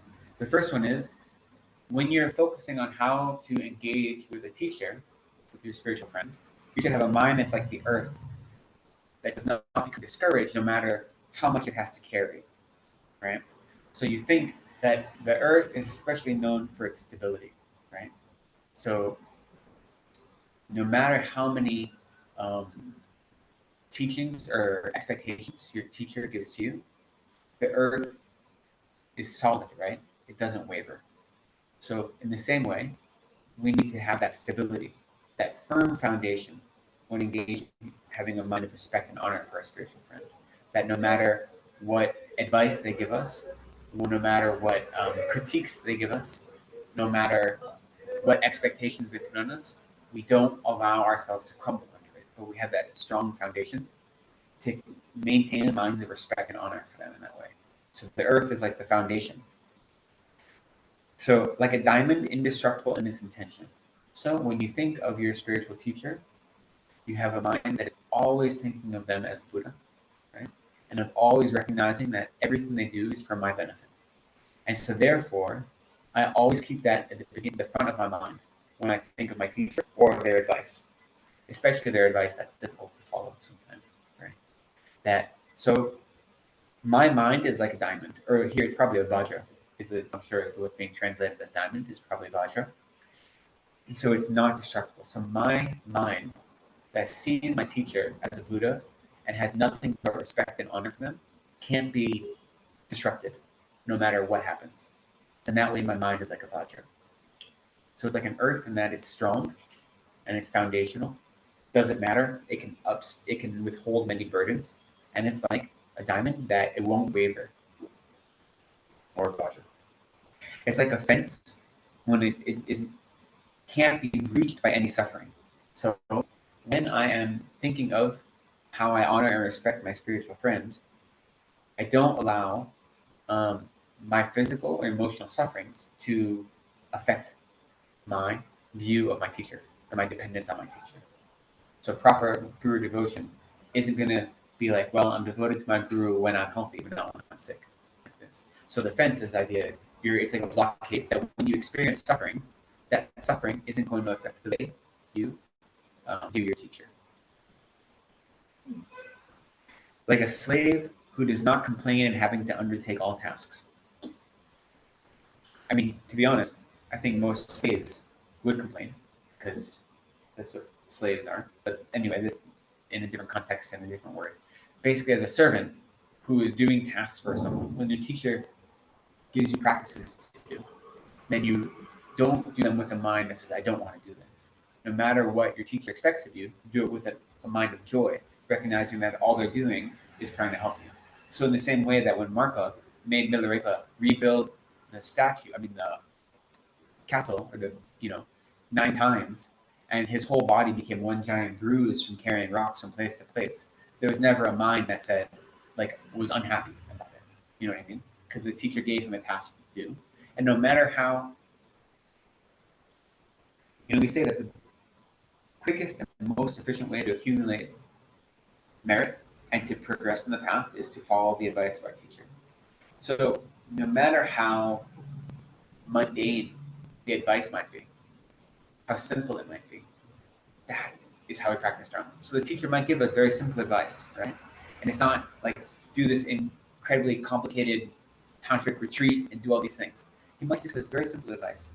But by following that advice, we're fulfilling the teacher's wishes, right? That's the best way to practice Dharma. So no matter what advice they give us, we should have a mindful of joy when we follow it. And we should do it happily, even if it's difficult. And even if it seems monotonous. If our teacher says, oh, you have to go clean gompa every day, that should be a joy, We should have a mind that is like a sweeper, which relinquishes all self-importance. So here, very similar, saying that you shouldn't have a mind that says, I'm too important to do lowly tasks. Drum Tompa was one of the heart disciples of Atisha when Atisha came to Tibet. And, we consider Drum Tompa an enlightened being, right? He's one of the examples of a layperson who had a wife and a family who still achieved enlightenment very quickly, right? And was a realized being and wasn't a monk. But at the end of Atisha's life, he would clean out Atisha's bedpan, right? And do when Atisha was sick and frail and dying, couldn't bathe himself, he would do that. So it didn't matter how great of a spiritual master he was was willing to do the lowest of the work and the dirtiest of the work for his teacher. So saying that there's no action that's below me if I'm doing it for my teacher with a mind of joy and Dharma.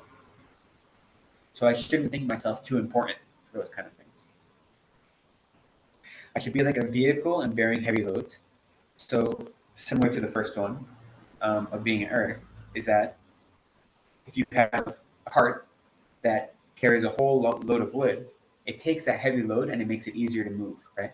So that's what, by being a vehicle to carry heavy loads, you say that no matter the burden or the difficulties that I have, if my mind is like a vehicle, it takes those difficulties and it makes them easier to engage with, especially this is all in relation to the teacher and what they expect of us. Like a pet dog and not becoming angry. So similarly, you see dogs or other pets that love their masters, no matter, even if their master is cruel to them, they still have devotion and love to them. So in the same way, we should have love and devotion to our teachers and never become angry, even when they give us advice that is harmful. And not harmful, excuse me, that is difficult to hear or critique. We should be like a boat, which is not object to coming and going. So, sometimes our teachers ask us to do a lot, right? And it seems like a lot of work. But the boat itself, whether it's going and coming, is doing what it's meant to do, right? The boat itself has no objection to coming and going, right? That's what it's meant to do. So when our teachers give us work to do, whether it be really difficult study, difficult meditation, then we shouldn't object to it. But we should say, just like the boat is doing what it's meant to do, by fulfilling our teacher's wishes, we're doing what we're meant to do. I know, for one example, for me, when Lama Zopa told me what I should do for my daily, how I should fulfill my preliminary practices. They generally say in the Gyalten tradition, there's 9 preliminary practices, and we should do 100,000 of each of them. 100,000 water bowls, 100,000 prostrations, 100,000 Dodekaja offerings, all these things. But Lama Zopa, if you had the chance to, he would give you a personalized, this is more important for you. And so for me, he said for prostrations, instead of 100,000, I should do 350,000. And you're like, oh, okay, But the reason, obviously, isn't because he just wants me to go do some physical exercise. It's because he sees what's appropriate for me. So even though he's giving me this work to do, I should be like, how joyful that I have this direct advice from my teacher, and that's what I'm meant to do, is follow his advice. So just like a boat going back and forth, that's what it's meant to do. What I'm meant to do is follow the advice of my teacher. I should be joyful about that, even if there are 350,000 prostrations involved. And he should be like a wise son and beholding the face of his spiritual friend. So in the same way they say that like a wise son, whenever he sees his father, he is filled with joy, just seeing his father's face. When we see our teacher's face, we should be filled with joy and happiness. Just seeing them should cause joy to burst in our hearts. So that's what this is saying. So his advice in the chapter is just saying that, similar to the way as taught in the life story of Sri Sambhava, we should look upon our spiritual friends in the same way. Great, thanks for asking that. It's a really beautiful passage. So it's just giving different metaphors, but they all come to the same thing, which is that how to properly rely upon a guru. And if you want to study that more, Lama Zopa's teaching, The Heart of the Path, published by Lama Yeshe Wisdom Archive, is really, really, it's a big, chunky book, but it's all about pure devotion, and it's quite wonderful. So I can recommend that. Okay. Any other questions? No? So maybe we'll stop there for a break.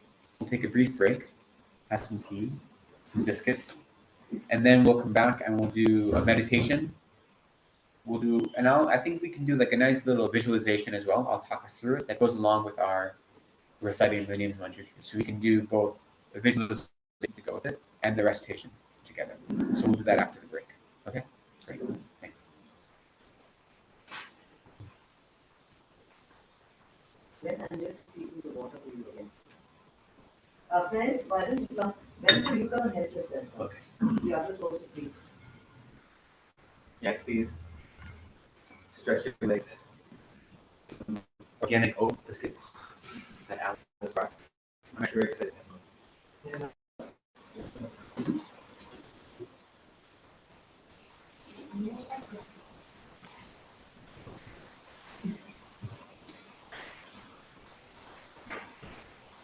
I got these new glasses last week, and I'm not used to them. And they keep like going down my nose because that's how they fit. But I'm used to glasses that sit like really high. So like I'm always touching my face.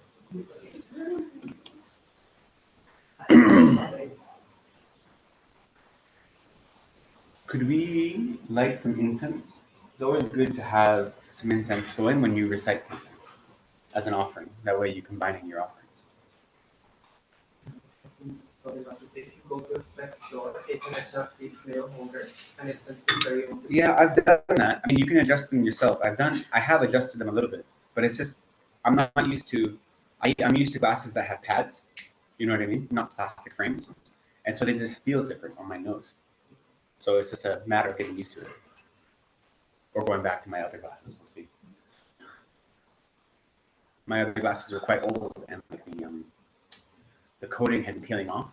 So everything I saw was blurry all the time. So I thought it was time for some new ones. Okay. Let's just take a moment to settle. So with the remainder of our class today, I thought it would be nice to recite, chanting the names of Manjushri, which Dalai Lama has advised we do as students of Kyabdul Lama Zopa Rinpoche to help ensure his quick rebirth. But even aside from that, it's an incredibly powerful text. It's been advised often when people pass away. It's one of the texts that's recited. It's also recited for students who are trying to develop wisdom and focusing on understanding. So it's a very important text. It comes from Tantra. So some of it is hard to understand or not literal. So we don't have to worry about that, about the specific meaning. We're just offering the recitation and realizing that by reciting it, we're creating the imprints. And so we're following our teacher's advice, and we're also putting ourselves in line with Manjushri, the Buddha of wisdom. And we're extolling the praises of Manjushri, the Buddha of wisdom. So in that way, there's great benefit, even if we don't understand the meaning, the literal meaning of every word. So a nice visualization we can do to accompany this is we'll take the visualization that's part of the Lama Chopa. It's an uncommon visualization, right? Lama Lopsa Chang visualization. So I want you to visualize, if Lama Zopa is your guru, visualize Lama Zopa, but otherwise, one of your teachers. But that teacher is taking the form of Lama Tsongkhapa.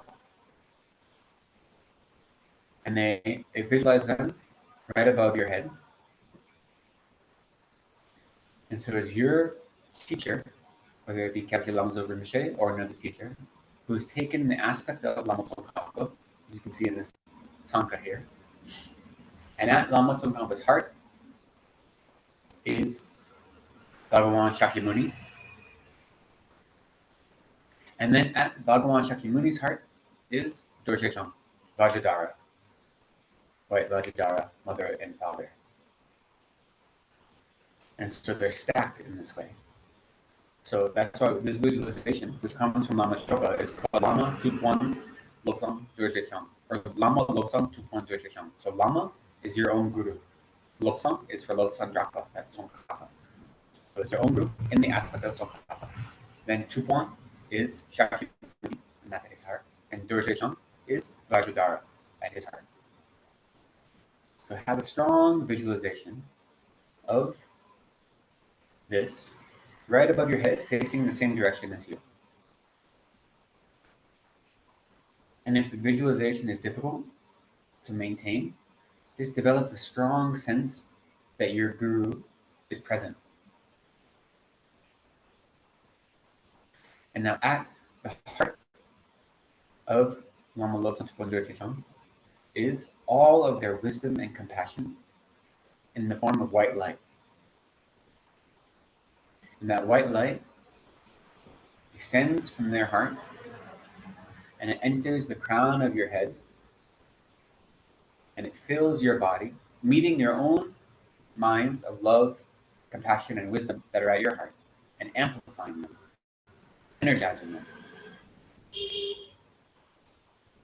And so visualize slowly your whole body is filled with this brilliant white light that is the combination of wisdom and compassion from your guru and yourself that fills your own whole body.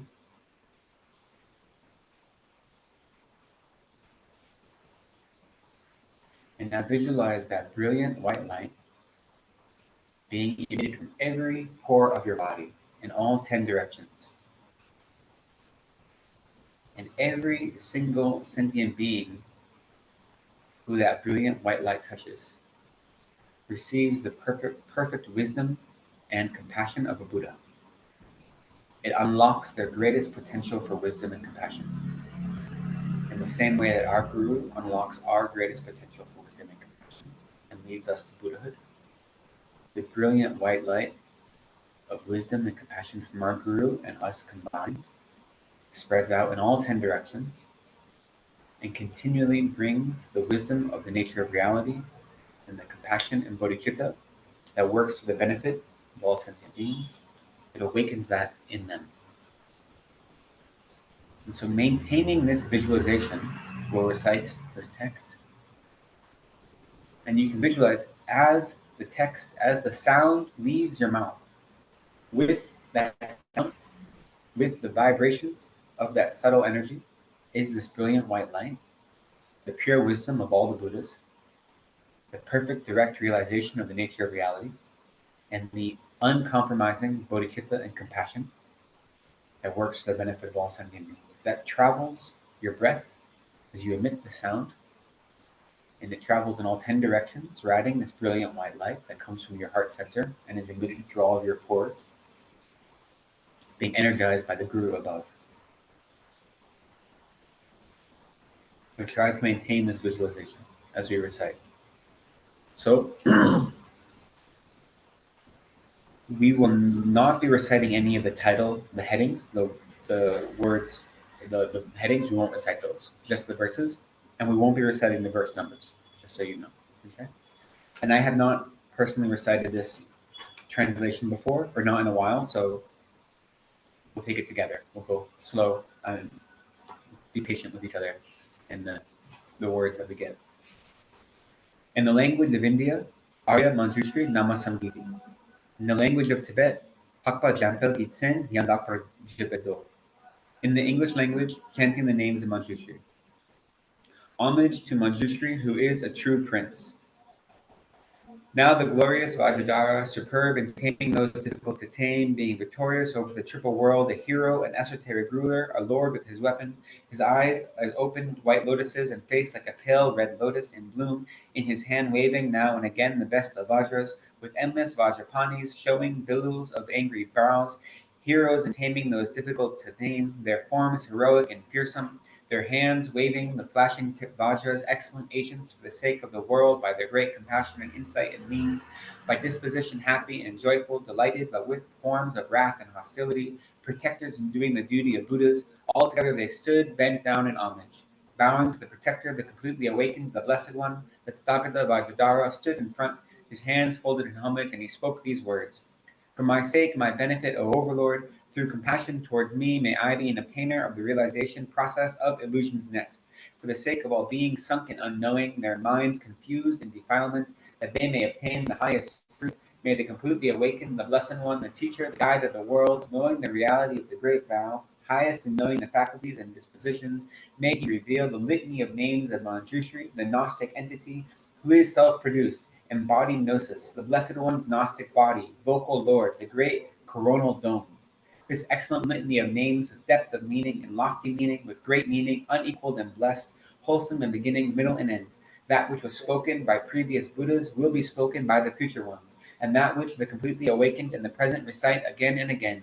That litany of names extolled in the Maya Jalambaha Tantra by unlimited, delighted Mahavajradharas, bearers of mantras. Until deliverance, I will preserve it with steadfast intention, since I am a protector, the esoteric bearer for all the completely awakened. For the destruction of their every defilement and elimination of all their unknowing, I will reveal this litany to beings, each according to his own disposition.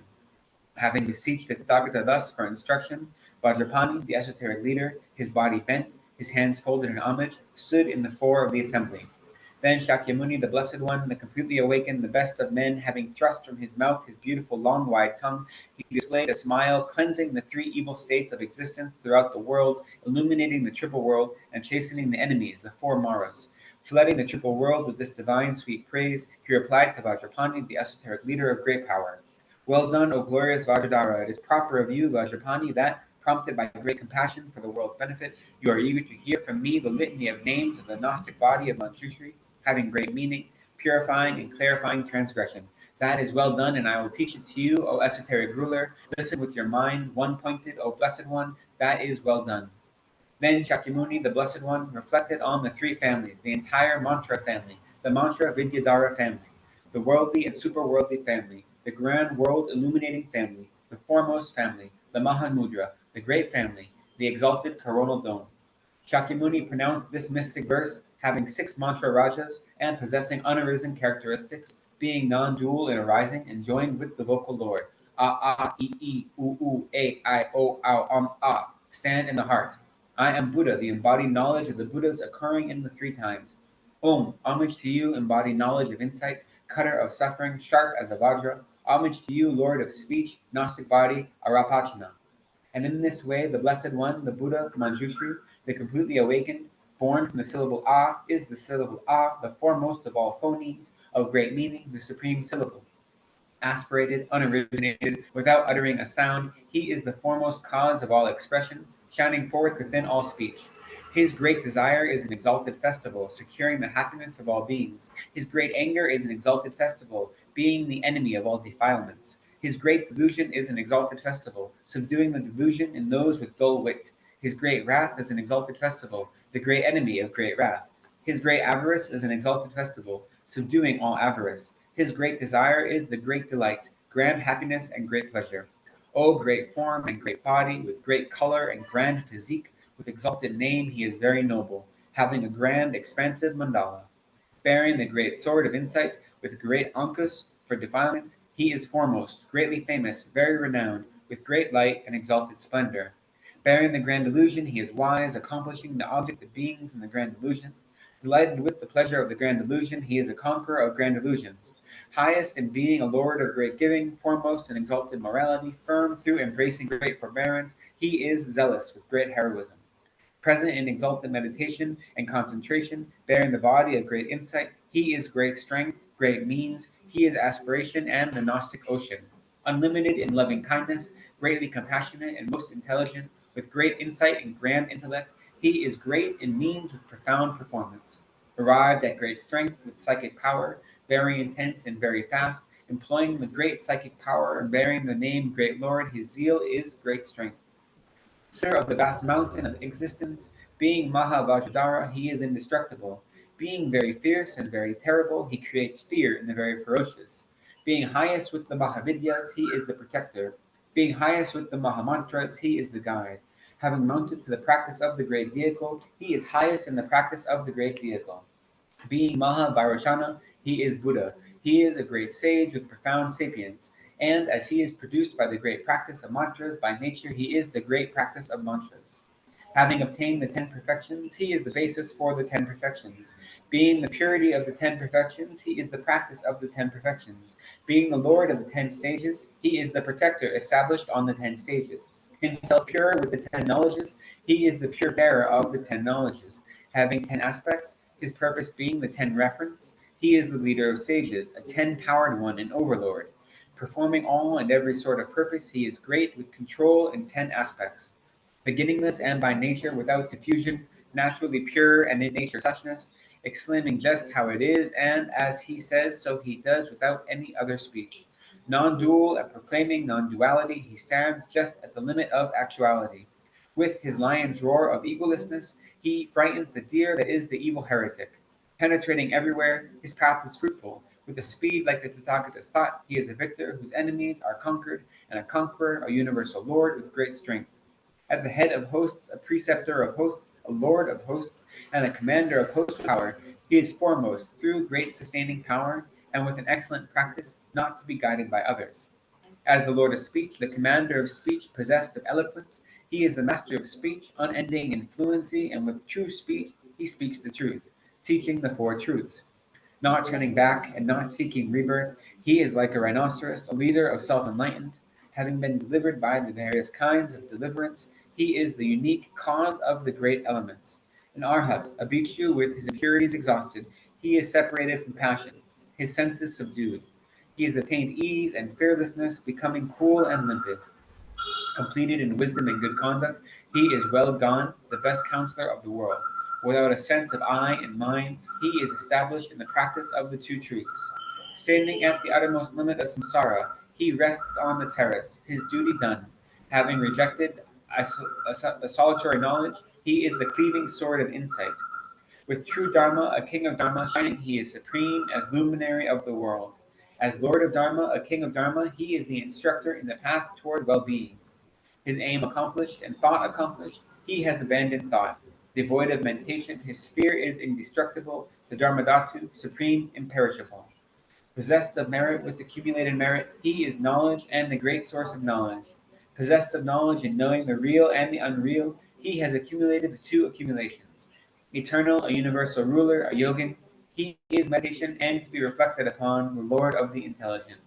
He is to be personally realized, truly unshakable, primeval, bearing the triple body, a Buddha in his nature of 5 bodies, an overlord by his nature of 5 types of gnosis, wearing a diadem whose nature is 5 Buddhas, having 5 eyes, he maintains dissociation.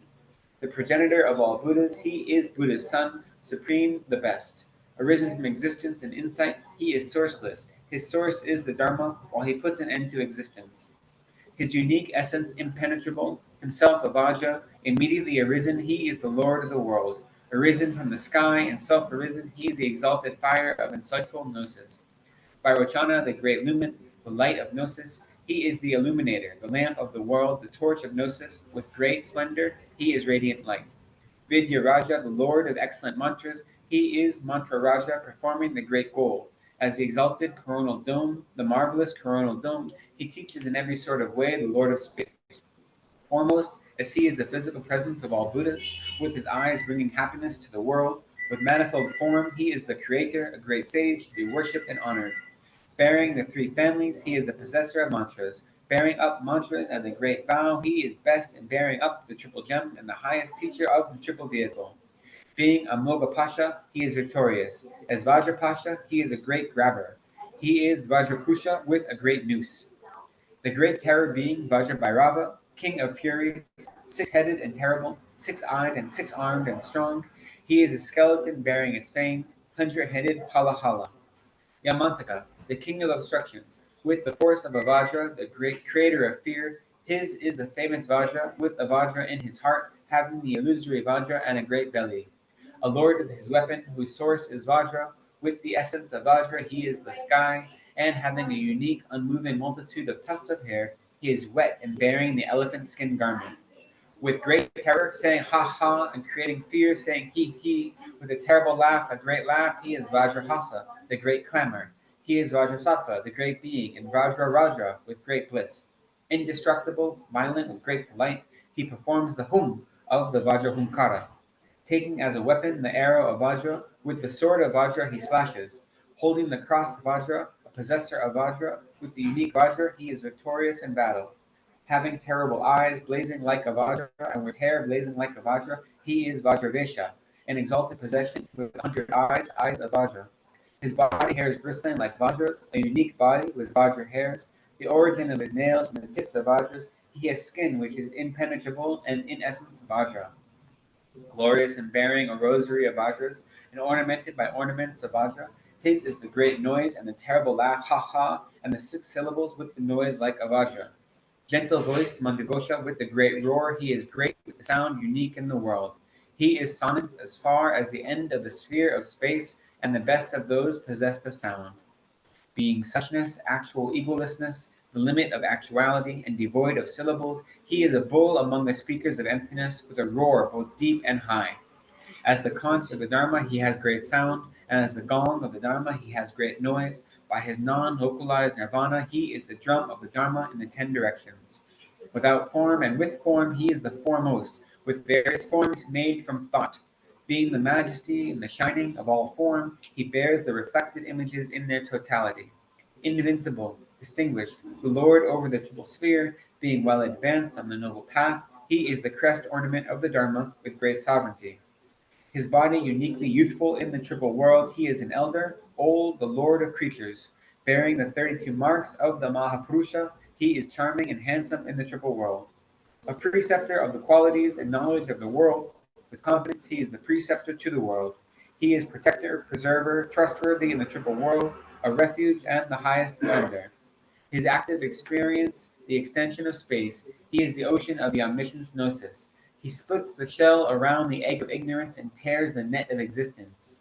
With the general defilements totally pacified, he has gone to the far shore of samsara's ocean. Wearing the diadem of the Gnostic consecration, he has for his ornament the perfectly awakened. Easing the distress of the 3 kinds of suffering, and bringing the 3 to an end, he is endless past the triple liberation. Released from all veils, he is passed to the state of equality like space. Beyond the filth of all defilements, he thoroughly comprehends the 3 times and timelessness. He is the great snake for all beings, the crown of those crowned with qualities. Released from all residues, he is well established in the track of space, bearing the great wish-fulfilling gem. He is the highest of all jewels, the overlord. He is the wide wishing tree and the best of great good vases, an agent acting for the sake of beings. He desires their benefit with affection toward beings. Knowing the skillful and the destructive and aware of timing, he understands the occasion and possessing his vow is the overlord. Knowing the faculties of beings and the correct opportunity, he is skilled in the triple release. Possessed of qualities, knowing Dharma, he is auspicious, arisen from auspiciousness. The auspiciousness of all that is auspicious, he is fame and fortune, renown and goodness. Being the great festival, the great respite, the grand happiness, and the great pleasure, he is a considerate reception, hospitality, prosperity, real joy, glory, and the Lord of renown. Possessed of excellence, the best benefactor giving refuge, he is the highest refuge. Best among the enemies of great fear, he destroys without exception all fear. With a tuft of hair, with a crest of hair, an ascetic with braided hair and twisted locks, he has a shaven head and a diadem. Having 5 faces and 5 hair knots, His flowered crown is of 5 knots of hair. Holding on to the great vow of austerity, he wears the ascetic's grass girdle, his practice pure and highest in his austere vow. Having great penance and having gone to the fulfillment of asceticism, he has taken his ritual bath to be the foremost Gautama. A divine Brahmana, knower of Brahman, he is Brahma, having obtained Brahma Nirvana. He is release, liberation, his body, true liberation. He is true release, peacefulness, and final blessedness. He is nirvana, cessation, peace, well being, deliverance, and termination. Ending pleasure and pain, he is the utter conclusion, renunciation with residues destroyed. Unconquered, incomparable, indistinct, invisible, and spotless. He is partless, with total access, all pervading, yet subtle, as seed without impurities, without dirt, dustless, stainless, without faults, with faults expelled, and free from disease. He is wide awake, himself awakened, omniscient, universally knowing and supreme. Gone beyond the conditionality of consciousness, he is gnosis, bearing the form of non-duality. Devoid of meditation, spontaneous, he performs the duty of the Buddhas of the 3 times. Without beginning or end, he is Buddha, Adi Buddha, without causal connection. Stainless with his unique eyes of gnosis, he is embodied gnosis, the Tathagata. Lord of speech, the great expounder, the king of speakers, the chief of speakers, he is supreme in being the most excellent among those speaking, the invincible lion of elucidators. Seen in all directions, elation itself, with a garland of splendor, handsome, the beloved of Shri, radiant, illuminating, he is light, with the splendor of the illuminator. Being the best of great physicians, he is superb, and as a surgeon, the finest. As the tree of every sort of medicine, he is the great enemy of the sickness of defilement. In being the Talaka mark of the triple world, he is pleasing and glorious, with a mystic circle of the lunar mansions. Extending as far as the sky in the 10 directions, he raises the banner of the Dharma. Being the unique, vast umbrella for the world, his is the mystic circle of loving kindness and compassion. As Padmanarteshvara, he is glorious, variegated like a jewel, the great overlord. Being an exalted king among all Buddhas, he bears the body of all Buddhas. As the Mahayoga of all Buddhas, he is the unique teaching of all Buddhas. Glorious with the consecration of Vajraratna, he is Lord among all dual monarchs. Being Lord over all Lokeshvaras, he is the monarch over all Vajradharas. As the great mind of all Buddhas, he is present in the mind of all Buddhas. Having the exalted body of all Buddhas, he is the Saraswati of Buddhas. The Vajra like sun, the great light, with stainless brilliance of Vajra like moon, and having great desire of renunciation and so forth. His is the blazing light in every sort of color. Maintaining the cross-legged position of the completely awakened, he preserves the Dharma discussed by the Buddhas. Arisen from the lotus of the Buddha, he is glorious, wearing the treasury of the omniscience gnosis. Bearing every sort of illusion, he is king, and as the holder of the incantations of the Buddhas, he is exalted. Vajratichna, with the great sword, he is pure with the highest syllable, whose great weapon is the Vajradharma of the great vehicle, which cuts off suffering. He conquers the victors, and, deep as a Vajra, with Vajra-like intellect, knows objects just as they are. Fulfilling all the perfections, he wears as ornaments all the levels. As the egolessness of the pure Dharma, his light in his heart is from the moon of perfect gnosis. With the great perseverance of the Mayajala, becoming the monarch of all tantras, he is supreme. Maintaining every cross-legged position, he bears every Gnostic body. As Samantabhadra, the very intelligent, being Chitigarbha, supporting the world, as the great womb of all Buddhas, he bears the wheel of every sort of transformation. Foremost as the proper nature of all existence, he maintains the proper nature of all existence. By nature unarisen, yet with every sort of referent, he bears the proper nature of all dharmas. Having great insight in one instant, he maintains the internal comprehension of all dharmas. With his realization toward all dharmas, and as the sage at the end of actuality, he is very sharp. Motionless, himself very clear, he bears the enlightenment of the perfect, completely awakened, face to face with all Buddhas, having fire tongues of gnosis and radiant light. As the accomplisher of the desired object, supreme, purifying all evil existences, being the highest of all beings, he is protector, the liberator of all beings. Alone, the hero in battle with defilements, he kills the pride of the enemy, unknowing. He is intelligence and glory, maintaining an amorous manner, yet he bears a form heroic and fearsome. Shaking 100 handheld clubs, dancing with the placing of the feet, with the extension of 100 glorious arms, he dances the full expanse of space. Standing on the surface at the summit of the earth, which is being overcome by the bottom of 1 foot, he stands on the nail of the 1 foot's big toe, overcoming the peak of the egg of Brahma. Being the one goal and the ultimate sense of the non-dual Dharma, he is absolute truth, imperishable. While his sense objects are in the forms of various representations, he is uninterrupted in mind with consciousness. With pleasure towards every existential object and with pleasure in emptiness, he has the foremost intellect. Having gone beyond the desire and so forth within existence, his great pleasure is toward the three kinds of existence.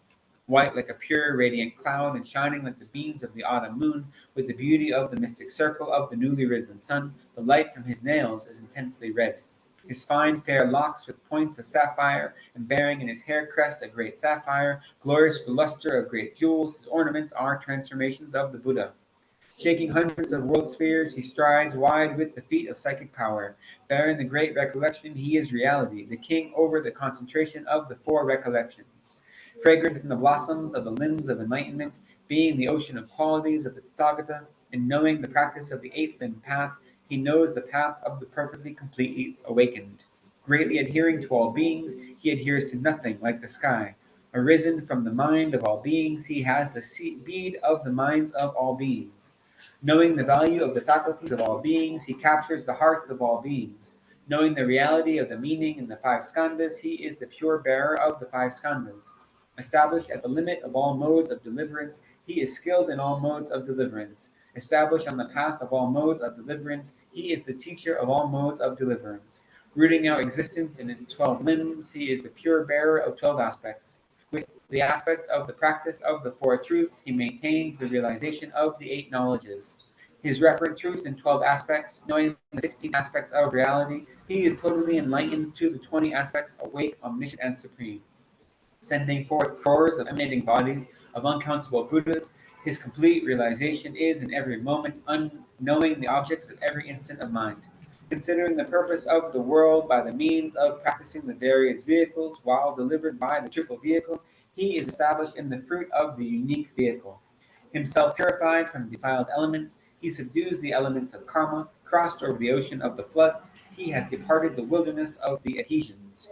Along with the perfuming elements, he casts off the defilements, the associate defilements, and the general defilements. Being compassionate, insight, and means, he acts successfully for the sake of the world. His purpose, the casting off of all conceptions toward the object of consciousness, he maintains suppression. His referent, the mind of all beings, he is present in the minds of all beings. Established within the minds of all beings, he enters into equality with their minds, satisfying the minds of all beings. He is the pleasure of all beings' minds. Being the final statement, free from bewilderment, he is exempt from all error. Having three referents, his mind is free of doubt, and having all objects, his nature is of three qualities. His reference, the five skandhas and the three times, he considers every instant. Obtaining total awakening in one instant, he is the bearer of the proper nature of all Buddhas. Having a bodiless body, the foremost of bodies, he sends forth crores of bodies, displaying forms without exception. He is Ratnaketu, the great gem. To be realized by all Buddhas as the enlightenment of the Buddha, he is supreme, devoid of syllables, his source is in mantra. He is the triad of the great mantra families. The progenitor of the significance of all mantras, he is the great Bindu, devoid of syllables with 5 syllables, and greatly void, he is voidness in the Bindu with 100 syllables. Having all aspects, having no aspects, he bears 4 Bindus. Partless, beyond enumeration, he sustains the limit and the level of the fourth meditation. Directly knowing all the branches of meditation, knowing the lineages and families of concentration, with the body of concentration, the foremost of bodies, he is the king of all Sambhogayas. With an emanating body, the foremost of bodies, bearing the lineage of the Buddha's emanations, he emanates forth in every one of the 10 directions, acting for the needs of the world just as they are. The deity beyond gods, the leader of heavenly beings, he is the lord of demigods, leader of immortals, the guide of heavenly beings, a turner of the lord of turners. Crossed over the wilderness of existence, he is unique, the teacher, the guide of the world, celebrated and being the donor of Dharma to the world in its 10 directions, he is great. Dressed in the mail of loving kindness, equipped with the armor of compassion, armed with the volume of Prajna Paramita, a sword, a bow, and an arrow, he is victorious in the battle against defilements and unknowing. Having Mara as an enemy, he conquers Mara, a hero putting an end to the terror of the 4 Maras. The conqueror of the army of all Maras, he is the completely awakened, the leader of the world. Praiseworthy, honorable, laudable, continually worthy of respect, he is the best of those to be worshipped, venerable, to be given homage, the supreme guide.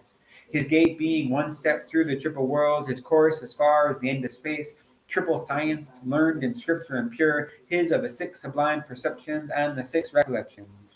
A bodhisattva, a great being beyond the world with great spiritual power, completed in the perfection of insight, he has realized reality through insight. Knowing himself and knowing others, being all for all, indeed he is the highest type of person. Completely beyond all comparisons, he has to be known, the supreme monarch of gnosis. Being the donor of the Dharma, he is best, the teacher of the meaning of the four mudras. He is the best of the venerable ones of the world who travel by the triple deliverance. Glorious and purified through absolute truth, great with the fortune in the triple world, glorious in making all success, Manjushri is supreme among those possessed of glory. Reverence to you, the giver of the best, the foremost Vajra. Homage to you, the limit of actuality. Reverence to you, whose womb is emptiness. Homage to you, the enlightenment of the Buddha. Reverence to you, the desire of the Buddha. Homage to you, the passion of the Buddha. Reverence to you, the joy of the Buddha. Homage to you, the delight of the Buddha. Reverence to you, the Buddha's smile. Homage to you, the Buddha's laugh. Reverence to you, the Buddha's speech. Homage to you, the Buddha's eternal reality. Reverence to you, arisen from non-existence. Homage to you, the arising of Buddhas. Reverence to you, arisen from the sky. Homage to you, the arising of gnosis. Reverence to you, illusion's net. Homage to you, the Buddha's dancer. Reverence to you, the all for all. Homage to you, the Gnostic body. Om Sarva Dharma Bhava Swabhava Vishuddha Vajra Prakriti Parishuddha Sarva Dharma Yaluta Sarva Tathagata Jnanakaya Manjushi Parishuddhitam Upadayati Sarva Tathagata Hridaya Hara Hara Om Hum Kri Bhagavan Jnana Murti Vagishvara Mahapatra Sarva Dharma Gagana Mala Suparishuddha Dharma Dhatu Jnana Garva Om, all pure Vajra, whose proper nature is the non-existence of all dharmas. That is to say, employing the purity of Manjushri, the Gnostic body of all Tathagatas. Bear up the heart of all Tathagatas. Om, Hum, Shri. O Blessed One, O Lord of Speech, who is embodied gnosis with great speech. O embryo of the gnosis of the Dharmadhatu, being very pure and stainless, like spatial field of all dharmas. Then the glorious Vajradhara, joyful and glad, with his hands folded in homage, bowed to the protector, the completely awakened one, the blessed one, the Tathagata. And with many other kinds of Vajrapanis, all of them esoteric leaders, protectors, and kings of wrath, he loudly replied, We rejoice, O protector, it is good, it is fine, it is well said. Great benefit is done for us in causing us to obtain perfect enlightenment. And also for this unprotected world, desiring the fruit of liberation, this purified path to well-being is proclaimed as the practice of illusion's net. It is deep, lofty, and extensive, with great meaning, performing the aims of the world. Indeed, this object of knowledge of the Buddhas has been taught by the perfect, completely awakened, proclaimed by the Blessed One, the Tathagata Shakyamuni, in the net of Samadhi chapter occurring in the Mahayoga Tantra, the Arya Mayajala, in 16,000 lines. This litany of names of the Blessed One, the Gnostic entity Manjushri, possessing absolute validity, is hereby complete. And now, we bring again to mind visualization. If it is weakened during our recitation, we take a moment to strengthen it. Again, our guru in the space above our head, taking the aspect of Lama Tsongkhapa, who has at his heart Shakyamuni, and at his heart is Vajradhara. And from that heart, all the wisdom and compassion of the Buddhas takes the form of a brilliant white light, descends through our guru's body, and enters us at the crown of our head,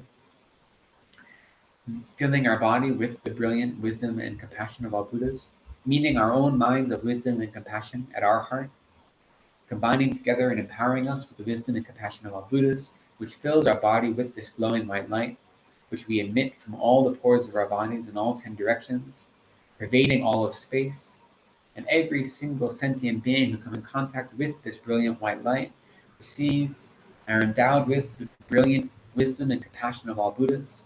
They're free from all sufferings and obtain perfect, complete omniscience.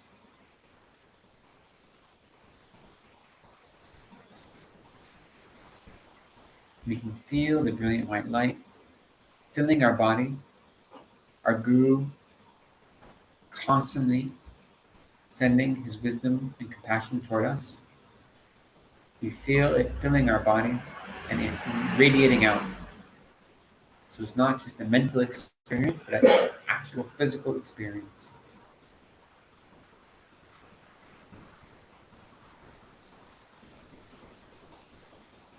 And now slowly that light, we retract the arc, the brilliant rays of white light, retract from all 10 directions, slowly return to our own body. We feel the light rays of the perfect wisdom and compassion of all Buddhas entering into every pore of our body,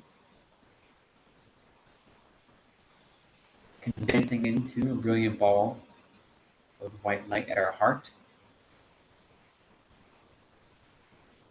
And our Guru dissolves into a ball of white light, pure wisdom and compassion of all Buddhas. And that brilliant white light descends and enters into our heart, joining with our own minds of wisdom and compassion, empowering us with the wisdom and compassion of all Buddhas, making us indivisible with the minds of our teachers.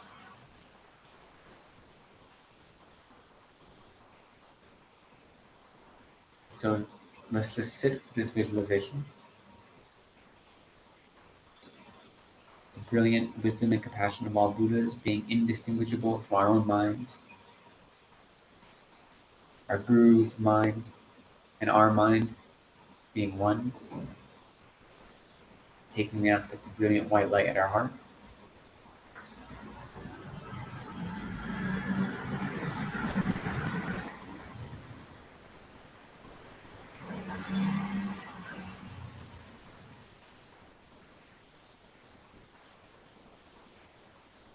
Now slowly let this brilliant ball of white light diffuse throughout your whole body. It doesn't go away. And instead of just being a ball of white light at your heart, it fills your whole body from the inside out, making every action you do, every action you take, an action that is infused with the perfect, complete wisdom and compassion of all Buddhas. Every action is the direct advice and intuition of your own teacher, whose mind is inseparable from your own mind. Every action is the action of all Buddhas working to benefit all sentient beings, of all 3 times and 10 directions. And so, maintaining this visualization, we can return to the room.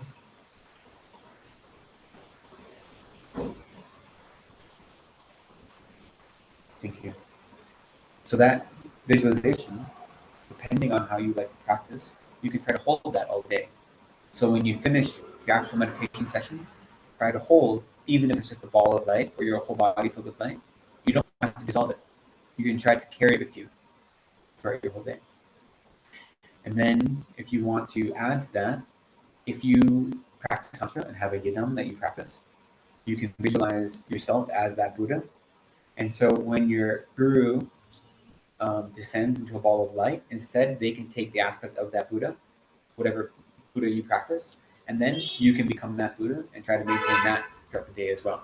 So there are different ways to just take that practice and combine it with whatever other practices you're doing and try to hold it throughout the day. And then wherever you are in the day, you can try to just take a moment to remember all of my activities are infused with the wisdom of all Buddhas and the compassion of all Buddhas. And therefore, everything I do, following the Holy Dharma, is fulfilling the wishes of my holy teacher, of my Guru, whether it be Lama Zopa Rinpoche, Sukhuna Sthana Lama, or any of the lineage gurus that have existed since the time of Shakyamuni Buddha. And therefore, you can remind yourself of this throughout the day. You can even, set an alarm on your phone, once an hour or every few hours. You just get a little beep, and you just take a minute to remind yourself of this. You don't have to do a deep meditation. Anywhere you are, just have a little reminder. I'm following the path of all Buddhas. And my Guru has given me the wisdom of all Buddhas. And that's what I carry in my mind. And so we'll finish there. Let's do a dedication. You can first turn to page 36, maybe? Yeah, 36. So we bring to mind that we've been studying the 5th chapter of the Bodhisattvacharyavatara for the last 2 months. together, which is incredibly joyful. It's I rejoice in this great opportunity we've had together. And so think that we have created clouds and clouds of merit in studying this text, in trying to contemplate this text, meditate on what we are being taught in this text, trying to incorporate it into our everyday lives in whatever ways we can, to realize that every moment of our life is the practice of Dharma, as taught by Shantideva, he himself having studied the great masters and teaching the profound teaching of Buddha Shakyamuni. So we are in that lineage of practice, and by engaging in this practice and study and meditation, we've accumulated some merit. And then especially today, by following His Holiness the Device and offering a recitation of the Cantonese Manjushri, we've created even more merit. And so we, instead of keeping this merit for ourselves, we dedicate all this merit to all sentient beings, that they may all quickly realize the perfect wisdom and bliss of Buddhahood. We especially dedicate to all of our holy teachers, those who are showing the aspect of being alive, continue living long life and teaching, and those who are in between births quickly take perfect human rebirths, and then they continue to lead us in our practice of Dharma and lead all sentient beings out of samsara. We especially dedicate for those who are sick or experiencing suffering, that they may be free from all mental and physical suffering. For all those who are without a teacher, may they might find a perfect Mahayana teacher, follow the path of the Buddha. May all those who work for the Dharma, whether in a Dharma center or on their own, may all of their activities be fulfilled, and may all of their wishes be completed in accordance with the Dharma.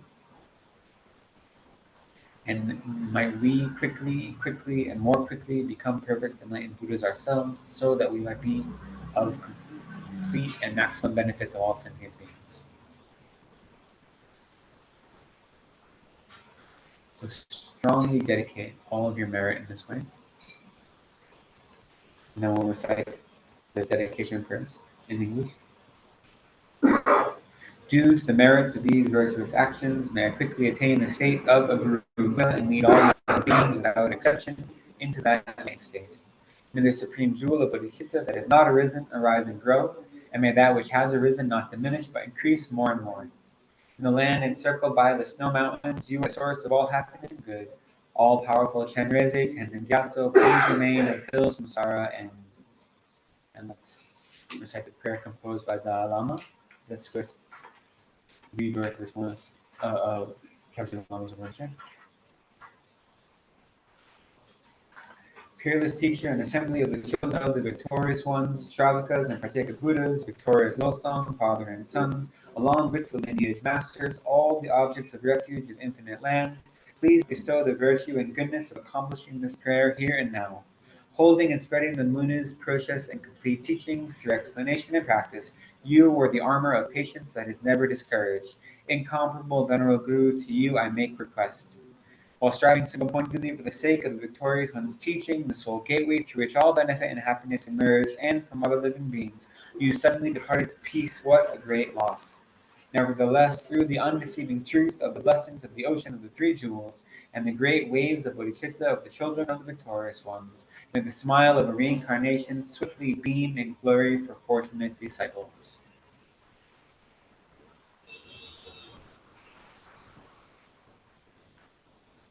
Thank you so much for being here with me today.